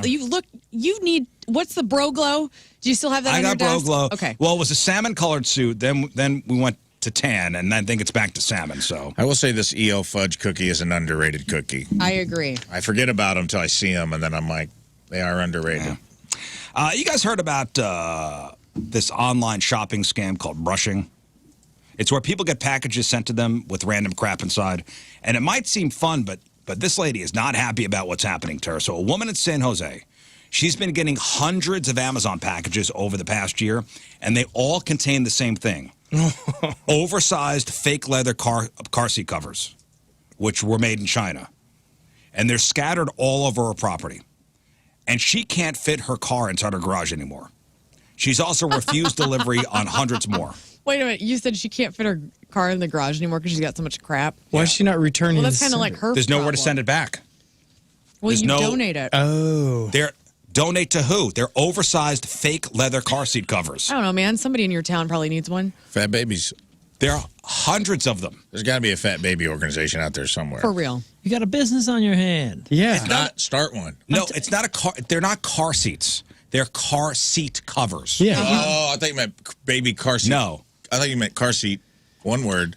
Covers. Leather for like the actual seat. Like to you put it suffocate over babies. your Okay, car. listen, Oversized you- fake leather Don't- car seat covers. Don't bitch to me.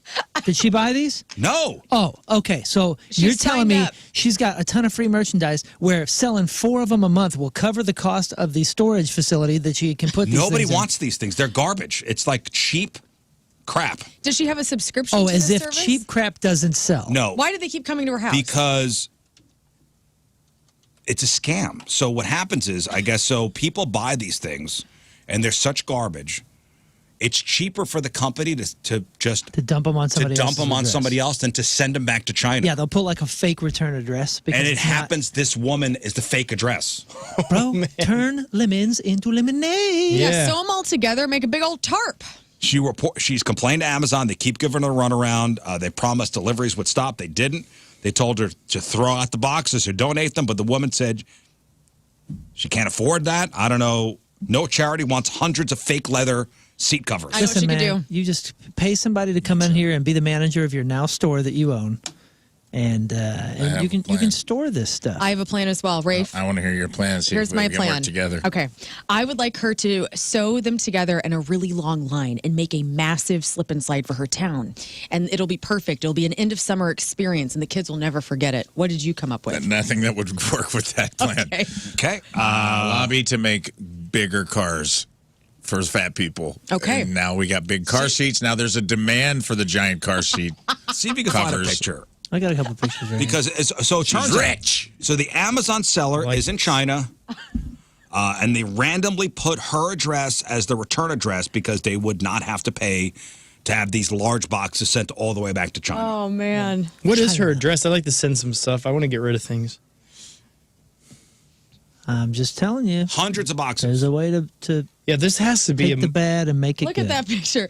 What am I going to do? Look They at just this. keep coming. Can you believe that? It's just like Jerry What am Seinfeld. I to do? They keep coming. Yeah, I get it. That sucks. But at the same time, we can. They got pictures of the guy emptying a box truck. Oh, man. They all coming to this woman's house. She can't get it to stop. I'm not This is laughing awesome. at you. I'm laughing for you. Ridiculous. Well, so I guess this story aired on the local news. You know what? That actually may be the truck where their Amazon finally sent a truck to her house to pick up the stuff. And they've supposedly taken care of the issue so she never gets any more packages. But Scott in the chat says, I'm ready for the fake leather charity. Thank you. Oh, dude, here, look, I found the seat. Oh, Yeah, what's it look like? no, dude, I think they got banned. yeah, I would think.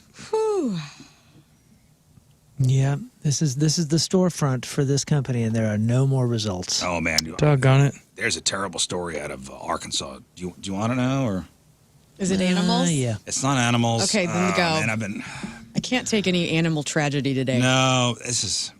Okay, this is out of Logan County, Arkansas, where a grandma and her teenage grandson are now facing some serious charges after a horrific crash that killed 2 sisters. Goodness. So according to police, 71-year-old woman, Martha Phillips, and her 16-year-old grandson, Ian, have both been charged in connection with a crash that happened late at night on May 30th. So that night, 2 sisters, Mackenzie and Maddie, were driving southbound on Highway 109. They're in Logan County, Arkansas. Around 11 o'clock, suddenly their car was hit from behind by a 2011 Chevy Camaro driven by the grandson. Authorities say the grandson, Ian, was going 155 miles an hour when he slammed into the sister's car, which was just going 53. The force of the impact was so violent that the sister's car was thrown across the center line directly into the path of an oncoming semi-truck. The collision was catastrophic in the sister's car. They were hit so hard, the car was going over 90. So they were going 50. They were going 53. This Ian kid was in his Camaro going 150. Slammed into the back of them, causing the sister's car to go 90 miles an hour. Wow. Into oncoming traffic. They died at the scene. The investigation revealed even more disturbing details. So Grandma had bought the Camaro for the grandson here in Missouri and let him drive it home despite knowing that grandson didn't have a driver's license. Oh my gosh. Grandma was also aware of grandson's history of reckless driving, including fleeing from police and previously wrecking her car at a field. Dang. On the night of the tragedy, Ian's sister told officials that Ian and Grandma were racing back home. Ian was going 155, Grandma was going 120. Oh, yeah. Just murder, dude. Well, she won then, right? Yeah, Grandma won. I mean, that's terrible. Horrible, right? Oh, man. So what are they being charged with? Initially, the grandson was charged with 2 counts of manslaughter. Those charges have now been upgraded to second-degree murder. Grandma facing manslaughter charges for supplying the car and allowing the unlicensed grandson to drive. Both are going to be in court, I think, tomorrow. But How do you guys feel about that? Oh, murder, for sure. 155 miles an hour. Yeah. You don't have a license. Yep. You go back to And yesterday. you've been reckless before. Remember they were talking about passing a law about over 100 is 30 days in jail? Mm-hmm. How do you feel about that? Over 100. I don't like a I don't like a blanket. law. But you have to have deterrence, like the algebra of deterrence. At some point, if somebody knows that, oh man, if I go over this, it's automatically going to increase my potential, If you're driving in the back roads of Indiana in a cornfield, lined road, and you're going 100, is that 30 days in jail and you got busted? Yeah, I think, man, there's no reason to be going 100 miles an hour. Yeah, and all you're doing is increasing the likelihood you're going to kill my yourself car or could go someone 100. else. So why don't you put governors on cars then? No, we can't do that. Why not? I don't know. It just doesn't seem like that's not going to happen. Well, why not? Because it's then? our rights to go If fast. it's 30 days in jail, if you go over 100, why should a car go over 100 then? Well, because you're taking someone's will. You're taking someone's choice. And I'm telling you that I think if you make the choice to go over a certain speed, And you it kill- should and come you with kill- a stiffer and you penalty. kill somebody, yes, it murder. Okay.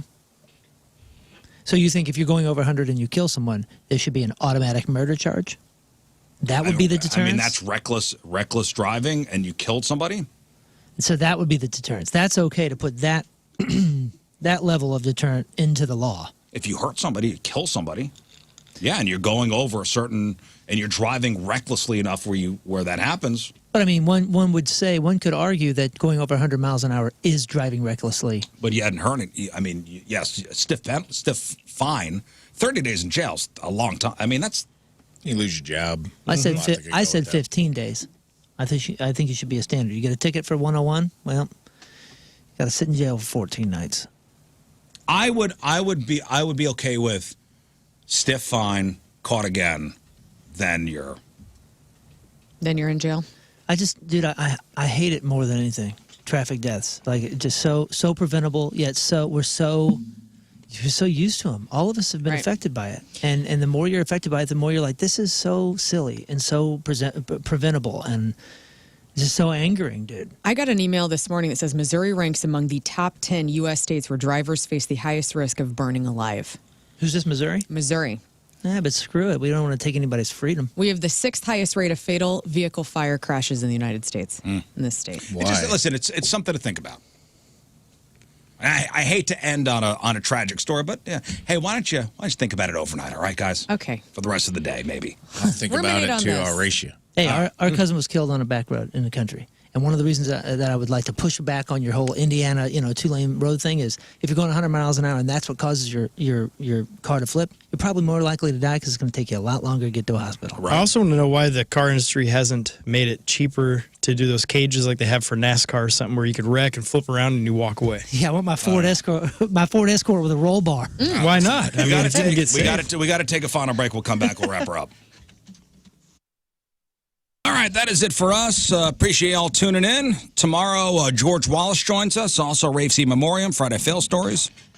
All right, if you missed anything on the program today, you got the clip of the day brought to you by Michael's Flooring. Also, the podcast brought to you by Dobbs Tire and Auto Centers. Today's podcast is titled... Some Funbags rubbed in his face. All right.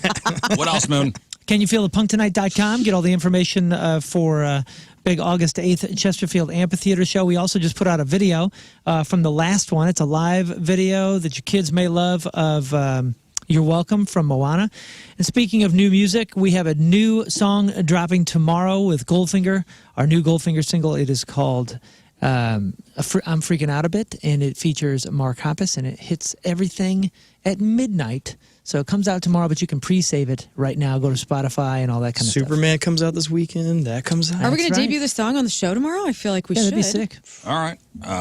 Lern. Follow me at Lern versus Radio. It will blow your mind. Whoa. That's right. Rafe. No notes. Scott. Make sure to get no notes at King Scott Rules. All right. Excellent. We leave you with a selection from our Teamers Member of the Day brought to you by Hotshot Sports Bar and Grill, the official sports bar of the Riz Show. Check out their brand new stacked menu at hotshotsnet.com. From Lebanon. I said it right this time. Not Lebanon. I got corrected 1,000 times this morning. Lebanon. I think they painted over that water tower with all the leaves on it, by the way. I almost bought a house in Lebanon. Get on out of here. Chris Kraft is our Teamers Member. Yeah, Chris Kraft. Here it is. Have a great rest of the day. We'll see you tomorrow. Bye. Energy up.